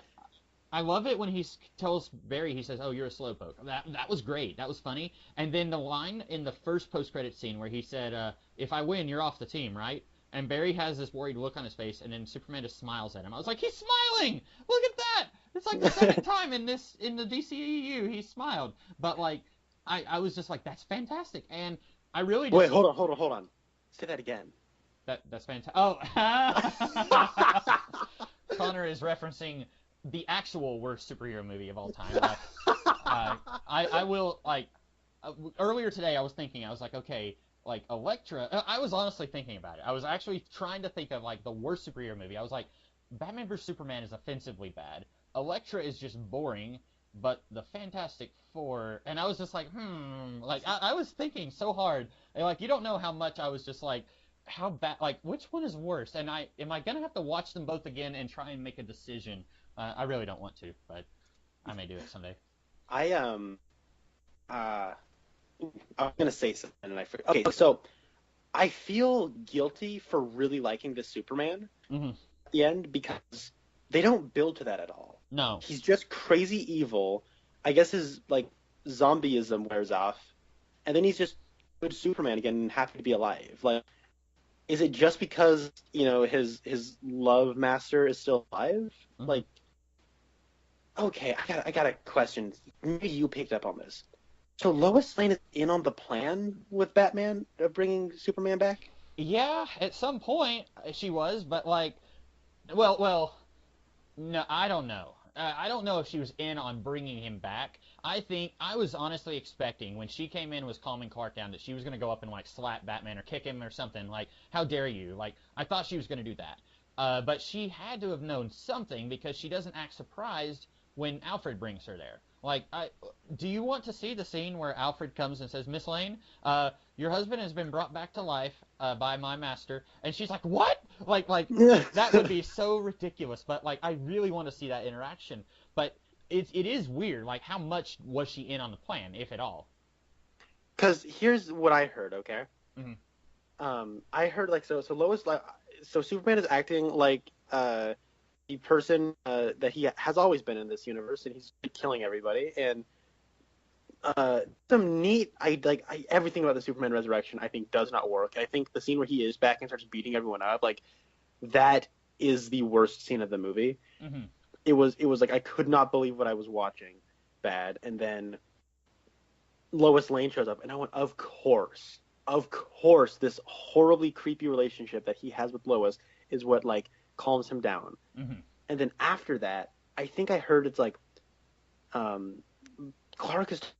Bruce is talking with Alfred, and then he's like, okay, so she came in and all on time, and like, okay, she did what she needed to do. I'm like, okay, so she was part of the plan? Like, okay, like you just said, I really want to watch. They're like, we're bringing your dead boyfriend back to life. Okay. and then like later in the movie, like he's like better like the next morning, and I like the line where she's like, oh, you barely spent any time inside. He's like, I've spent a lot of time inside of I just got out of a wooden box. Yeah, that was a good line. And I'm like, okay. By the way, his coffin looks completely free of any dirt. Maybe like there was like a weird aura surrounding it. By the way, like because I mean at the end of Batman vs Superman, he's like, no, get that dirt off of my coffin. And then so he's back. It took them a really long time to bury him. Like the guys burying him are just like, are you kidding? We just threw some dirt on the coffin and it like vibrated all the dirt off. Like, yeah. Speaking of the Frankenstein scene, like I was really expecting Flash to say like, hey, where's everyone else? Why do we get cemetery duty? Like the whole time I was thinking like, yeah, Flash has super speed. That doesn't mean he wants to be one of the only ones digging up the body. Like, yeah, I know you don't want 6 people in that cemetery all digging, but like, why did these two get the short end of the stick? Yeah, it is weird. I think it's because they're the one that are going to deliver him to the spaceship. Yeah. That is still in Metropolis 3 years later. But okay, has Starlab just like started like just shop inside of that spaceship? Yeah, I guess so. Because Okay. Star Labs was mentioned in Man of Steel, but I don't know like if they just moved locations or what, or if their role was expanded. Like it'd be kind of like how like I don't know, like I have this idea that maybe Star Labs, they were just kind of a minor laboratory that didn't have a whole lot to do, and then this alien invasion happened, so suddenly their role in the United States government is huge, maybe something like that. I don't know. Okay. So late in the movie, Clark's like, did you call Mom? And she's like, yes, I did. And then Diane Lane shows up, and they all have a big cozy. And then I think she says, your recovery process is doing a lot better. You need to go now. That's part of the agreement. And It's like, so she wasn't on. And I just remembered, like, Wonder Woman asks Bruce about, like, you brought Lois Lane in on this, and he's like, yeah, I wasn't ignoring you when you mentioned Heart. So it's like, he knew that he would come back as a crazy zombie man. So bring in Lois Lane before, like, bring her in and have her be Yeah. there. Okay, that scene doesn't work. You're right. Yeah. Oh man, and then like the actual scene where he's beating everyone up is like, so remember the part in Avengers where Thor fought Iron Man and all right, we gotta have that part in here because people want to see Superman beat everyone up. Mm-hmm. Oh man, I hate that thing in comics. I hate it in movies. I hated it when I was a kid on the playground. Who would win in a fight? Man, who cares? Who's writing the story? Ooh, Jeff Johns. Okay, then Jeff Johns wins. Right. He's the one that's getting all the money. Like, it's, I can't express enough how I don't care if it's who wins in a fight, this hero or this hero. It's like, it doesn't matter at all. It really does. And what's the point? And yeah, it's just like he got brought back to life and he's angry. Why? Because we need an action scene and we need to pad out this movie. That's why. Mm-hmm. And we need to have a callback line. Do you bleed? Oh my goodness, it sucks so much. Who would win in a fight, Daffy Duck or Donald Duck? Well, Daffy Duck. He can take a shotgun blast to the head, and his beak will just spin around his head. So, like, he's basically invulnerable. And he was also a Green Lantern. Oh yeah. Hey, speaking of Green Lantern, yeah, I will tell you what. Like, this was maybe my favorite part of the movie.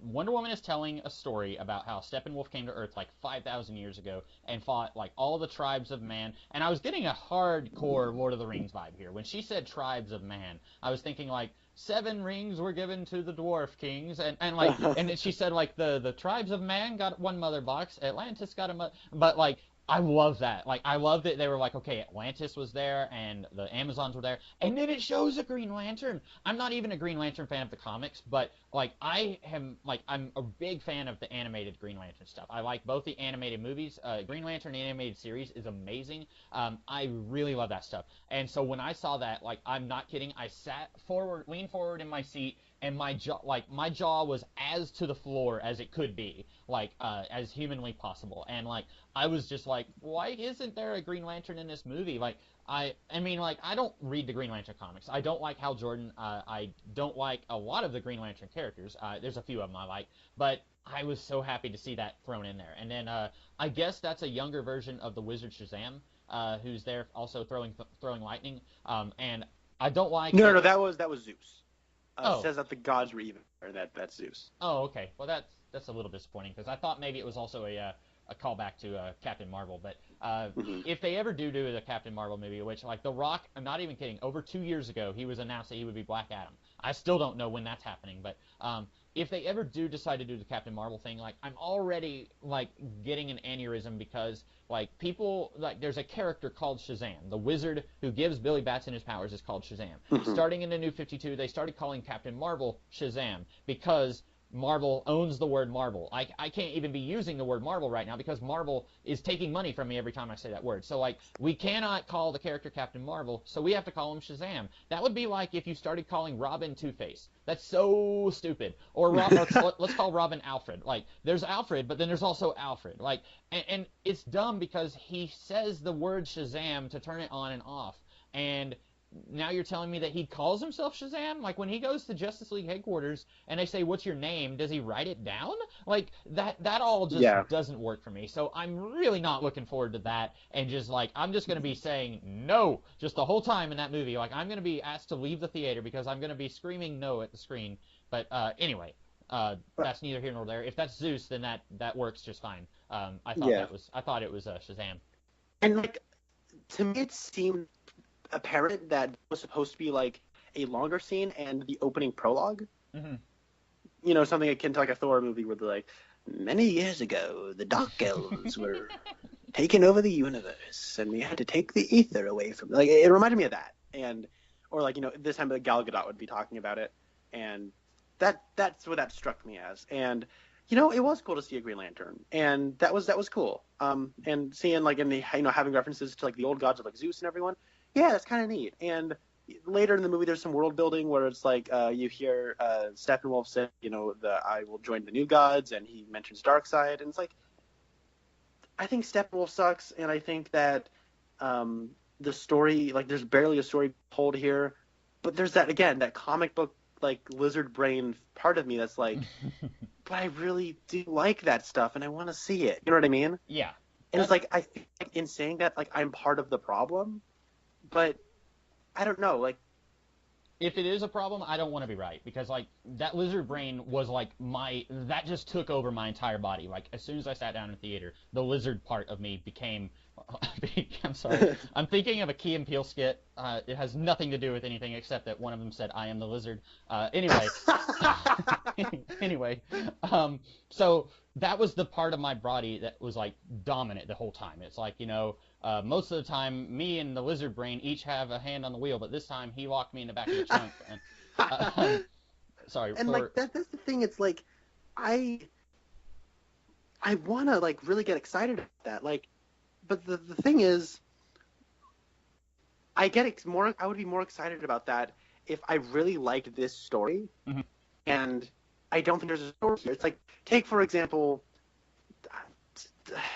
geez, I don't know. Like Guardians of the Galaxy 2, right? I thought that movie told its story very well. And when they do the look at it's the original Guardian sort of team, but in like in a different way, mm-hmm. that makes me excited. And I'm like, okay, you're not telling these stories. I want to see that now. And so, but this context, it's like if I'm just trying to be objective and like try to be rational and like, not be like, oh my God, it's Green Lantern. How cool is that? It's like, do I actually trust them to tell a Green Lantern story? Oh, I don't, because I don't. And I don't. Yeah. What's his face? What's the guy who Blade and he produced? Goyer. Oh, David S. Goyer. Yeah. I don't think he's the right choice. He's been involved in some good movies, but he's also been involved in some stinkers, and I just don't see this ending well. But the good he's attached to, just like, it's like he got lucky with the choice of director, right? Exactly. Like, yeah. Like I love Batman Begins. It was a Guillermo del Toro movie. Mm-hmm. Yeah, Guillermo del Toro and Christopher Nolan. Like, I love Batman Begins. I like the Hellboy movies. Was he in the Hellboy movies, or was it just Blade? No, it was just Blade 2, I think. Okay. I haven't seen either Blade or Hellboy movies, so. Okay, well, I knew he was involved with Blade, but, like, you're right. It's always someone else. I don't want to be like, this is the kind of like Joss Whedon, how when it's someone else's fault, it's never his fault. But, like, I don't want it to be that way, but also I think maybe it is kind of that way. Like, I don't want him to be doing a Green Lantern movie. Like, I think I could be made to be, like, the world's biggest Green Lantern convert. Like, I used to just not care, and now I'm, like, over here, like, wearing a green robe, and I've got a sign, and I'm holding it in the middle of the street. Like, I think that could be me, but this movie, I don't think it's going to be the way to do it. But maybe they'll get lucky. Maybe whoever actually directs it will be good, and David Goyer will just be, like, there, and someone else will be doing the good stuff, maybe. I'm with you. But that's more of like a, and I think you know this, but just for the people listening, like me using Green Lanterns is kind of like an example. Like, I don't trust them to tell a good, I don't know, who else was there at the beginning?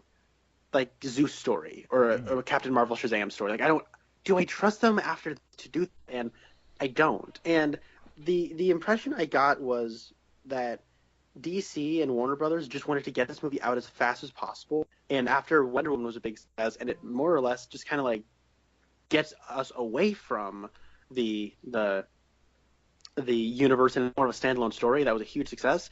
After that, they're like, well, let's make more movies like that because, Warner Brothers is as reactionary as you can possibly get. And so now they're like, they've said that, once Justice League's out of the way, we're going to focus more on standalone stories and directors' visions. That's what they've said. Mm-hmm. It almost has the DCU policy of like creativity over continuity. Mm-hmm. And I mean, DCU sucked because the creativity wasn't even good. So that's why they're doing all these weird like Elseworld stories and trying to try to sweep the DCEU under the rug. And if it is a DCEU movie, maybe it does connect tissue. And so then what's even the point of putting it in a universe? You know what I mean? So I don't know. I don't. I'm gonna watch The Punisher later, and maybe I like that. But I just man, this was disappointing because I love me some DC.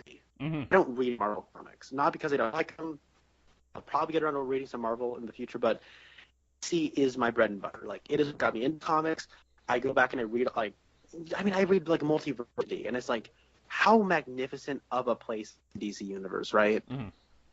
And then I watch something like this, and it's just like, nah, throw them together and go on a more lighthearted and bright. Let's just make them smile while mercilessly punching someone into submission. Like, it's like Peter Travers said this movie was like so like high on like happy pills that it almost overdoses, and it's like it kind of does.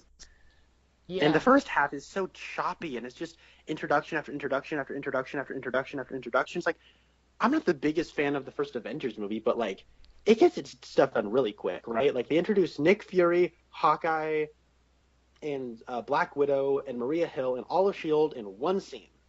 Yeah. Then we get a quick scene with Iron Man. We get a quick scene with the Hulk that also fleshes out a little bit more of Black Widow. And then we get a quick scene with Captain America. And then we get the ball rolling.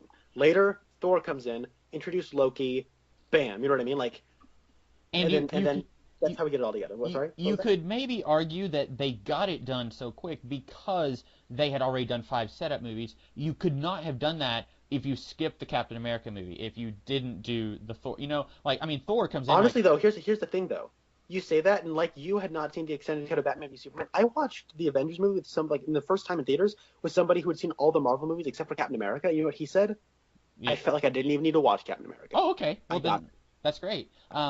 I feel like, and some of that, like in the setup stuff, like I still think that Hawkeye was completely unnecessary in the first Thor movie. They did that so that people aren't saying who the heck is this guy when you get to the Avengers. But like, I think that maybe that's where, like, because I was watching this, even though I was enjoying myself, and I think I'm going to, upon rewatches of this movie, I'm going to say this is not necessarily a good movie, but I enjoyed it immensely. I'm thinking that's where I'm going to land after I rewatched it a few times. But watching it, I was afraid that people were going to be like, okay, let's compare this to the Avengers. And like, really, even though they're both movies about their respective universes, heroes teaming up, the circumstances are so incredibly different because with the Avengers movies, of the pre-Avengers movies, I know you don't like the Incredible Hulk, but really out of those 4, the only it was Thor, Captain America, 2 Iron Man, and 5. Okay, so there was 5 movies. Of those 5, I think the only one that I would say is truly just not a good movie is Iron Man 2. And then I agree. Yeah, they had 4 successes and 1 not success. I don't even know if I'd go as far as to call it a failure.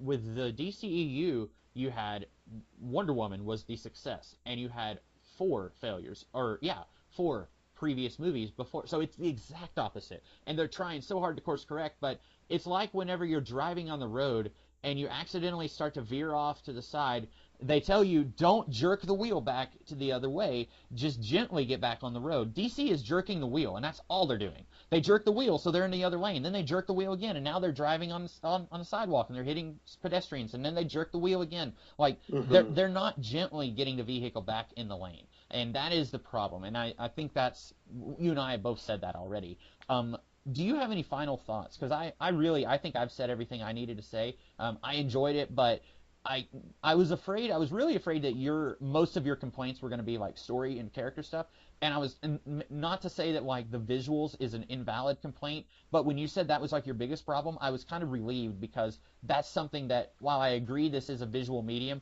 that wasn't the thing I was the most concerned with. So I was kind of happy that like you weren't going to say like, with Batman vs Superman, like it was, the story just didn't work, the characters didn't work, like nothing worked. And then like with this, I feel like there's slightly more stuff that is not as offensively bad. Well, okay, I guess I'll touch on that. I don't feel like there's hardly a story here. You're right. It really is just the guys all getting together and punching aliens and then, hugging each other. There's not much story, but the stuff that we did get, even though there's not a lot of narrative weight, I still liked it. Like, I think of the moments like Cyborg and Superman just lying on the floor laughing, right? Mm-hmm. That's a good moment. Yeah. And like, there's like a part where Superman's like, I have a thing for truth. I also have a thing for justice. And he punches him, and it's like, that's a Superman quote. You know what I mean? It's cornball, and it doesn't care that it's cornball, and it's like. But the problem is, I don't know. Like the last time I really saw him, he was like a crazy psycho. You know what I mean? And it's like he had a quiet scene on a cornfield where he was nice to Ma Kent and Lois Lane, but he's always nice to Ma Kent and Lois Lane. I don't know how he's going to be, as Superman when he comes back. So it just sort of feels out of place now, and like there's hardly a story here. And on top of that, like the reason I'll say I think Man of Steel and Batman vs Superman, and well, I'll say those two movies are better. Like I actually like those movies more than this, is because, and this is just like a difference in philosophy when it comes to like thinking of movies, and it's something that I think you and like Brown Coat Eric and like some other people share that I've known. And there's no like this is just no fault. This is just a matter of taste and whatnot. But I mean, at least Batman v Superman tried to be about something. Oh yeah. It to me it really fails, but it has ambition, and then it legitimately tried something, and it had a complete creative control. And I know like people would say, like as I mentioned, they would say like it had complete creative control and it was somebody's unfiltered vision. It has no excuse. Mm-hmm. I understand that line of thinking, but this to me is like on the same level as Suicide Squad, where it's like this is so hacked and such a compromise and just so poorly put together. But what puts it below Suicide Squad for me is the way it looks. I can't get over how hard it was to look at the screen for me. And on top of that, the musical score is like it's the Inhumans musical score from the TV show. Oh, really? And you don't like that show? That show sucks.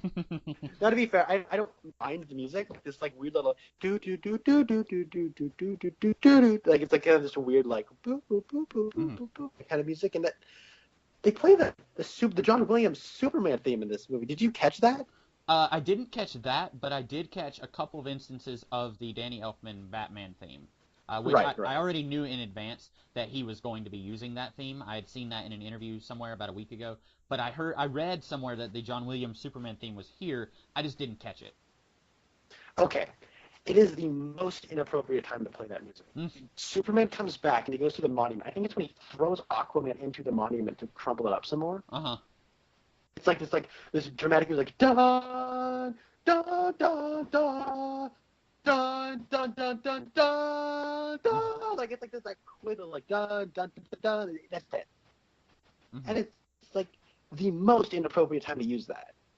Like it's like he's acting like a serial killer, and you're playing the John Williams music.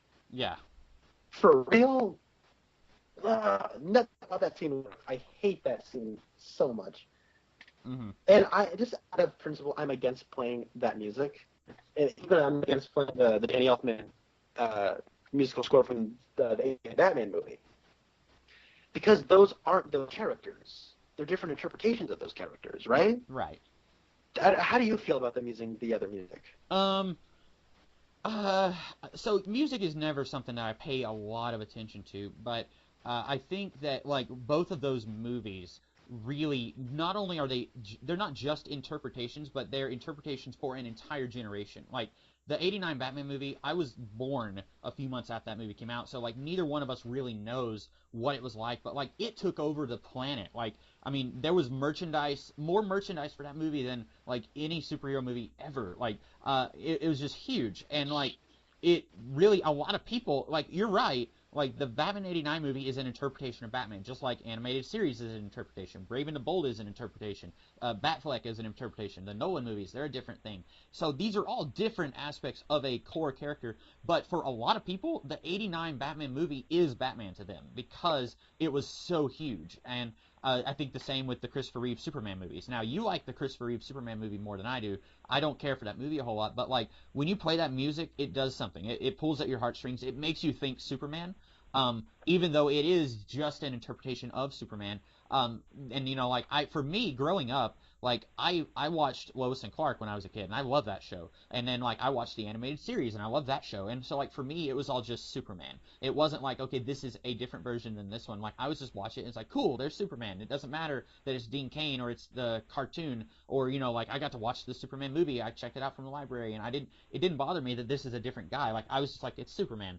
So for a lot of people, I think those are the definitive versions of those characters. So I can see why they would do that. But I agree with you, it was not appropriate, especially for the Superman theme in that scene. And the reason, like, I understand where you're coming from. Like, when you're young, it's like, it's just Superman. I mean, it's just James Bond, right? I think, though, the reason I am so against playing this music is because, oh, no, playing Superman or Batman crazy maniac stuff, right? Mm-hmm.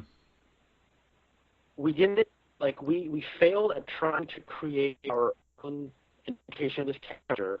Let's manipulate the audience playing like a music from an interpretation that really resonated with these characters, so we can just an easy shortcut to make people like them.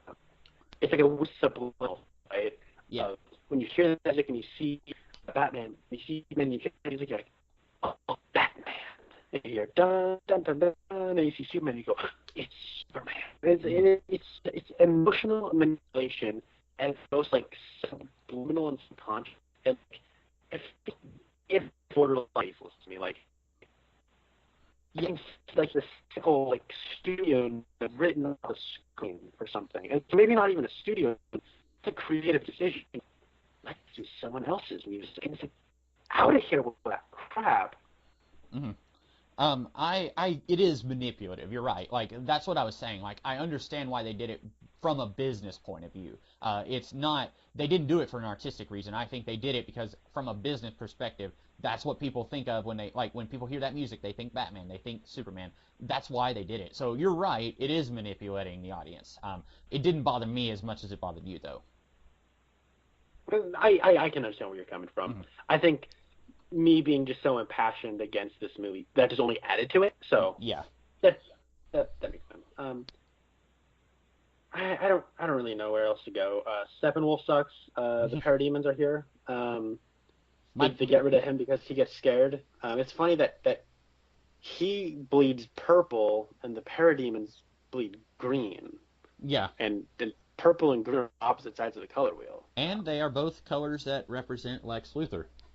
And the Joker. Yeah, so, and I guess Brainiac, he's green and wears purple panties, so I guess this is just, like, we're just throwing in every DC villain's color scheme. Catwoman wore purple for a time, so that's... She did, and she had a green cape. The Riddler, he wears a green costume, so, yeah, we're just, we're deep cuts here. Yeah, we got him.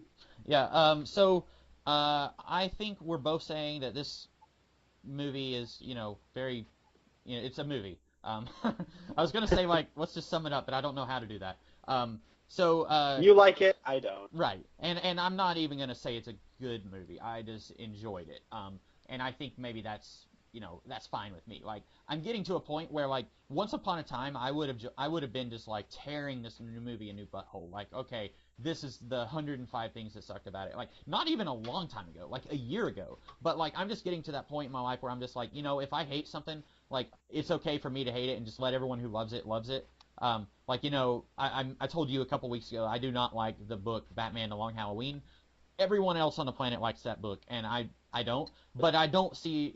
I'm at that point where I just don't see the need to, like, try and convert people to hating that, So, like, even though, like, if it had been the other way around, if you had loved this movie and I had hated it, I would have felt really bad, like, explaining why I hated it.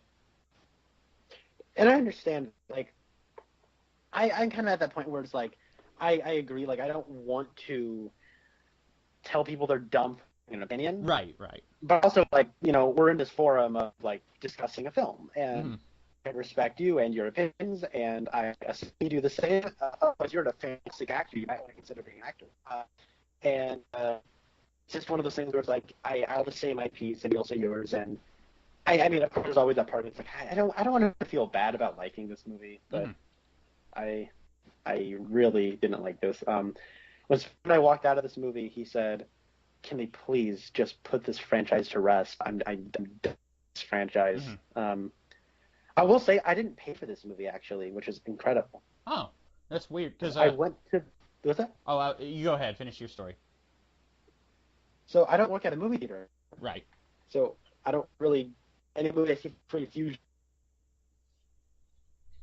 They didn't have any showing at the theater he works at, so we went to my old theater. And then one of my old coworkers was working blocks, and I was like, hey, I'd like to see Justice League. And he's like, all right. And me and him were talking for a little bit. He goes, like, put your card in the chip reader, and I put it in there. And then he reached into a bag and pulled out like a used ticket stub. And he went, "Here you go." And he winked at me, and he's like, "It's fine, it's cool, just get out of here." I went, nice. So, and I felt so bad for Spencer. I'm like, he paid for it. Like, part of me's like, I'll just reimburse him. Like, I'll give him 9 something, because as much as I don't like this movie, like I was laughing quite consistently, and I was at least like kind of enjoying myself a little bit in some weird perverse way. But yeah. Yeah. That's weird. Usually, when I go to see a movie with my dad, he will go in and pay senior discount, and they always give him senior discount, except for last night. They did not give him the senior discount last night, and then so I ended up paying full price for my ticket. But you see, the way I feel like I'm being kind of sneaky, but it's at the same time it's okay, because like he'll go in and say like 2 tickets for Justice League, and then or like when we went to see Thor Ragnarok, they gave him 2 tickets at senior discount, and then like I mean. Technically, I'm not a senior, but he's buying the tickets, and they're giving him senior discount. But this time, they didn't give him senior discount, so that was a little weird. So I probably I paid for your ticket. Oh well, I paid half of your ticket. But yeah, anyway. So next week, Connor. No wait, next week is Thanksgiving, so we will not be discussing anything next week. The week after that, Connor and I will be talking about the Sheryl Lee movie Follow the River for our ongoing podcast about Twin Peaks alumni. And then after that, it'll be December. So I think the only other movie that I'll be watching in theaters, Connor, will be Star Wars The Last Jedi this year. Yeah, I can't wait to talk about that movie with you. All right, yeah, because we haven't really talked about Star Wars. Well, did we talk about Rogue One together? We did. Okay, yeah, that's right, we did. We did not talk about The Force Awakens, so we've talked about it off camera, but so this will be kind of interesting getting into that. But yeah, that'll be in December, and then other than that, I don't think there's anything else I'm watching this year in the theater.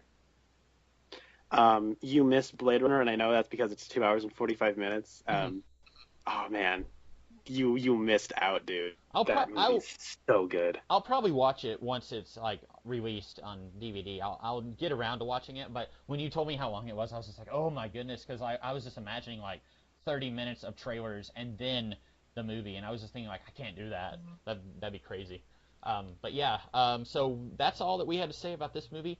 In the meantime, I am the Comics Kid 2099.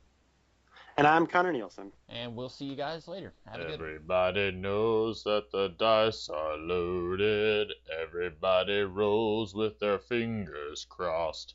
Everybody knows the war is over.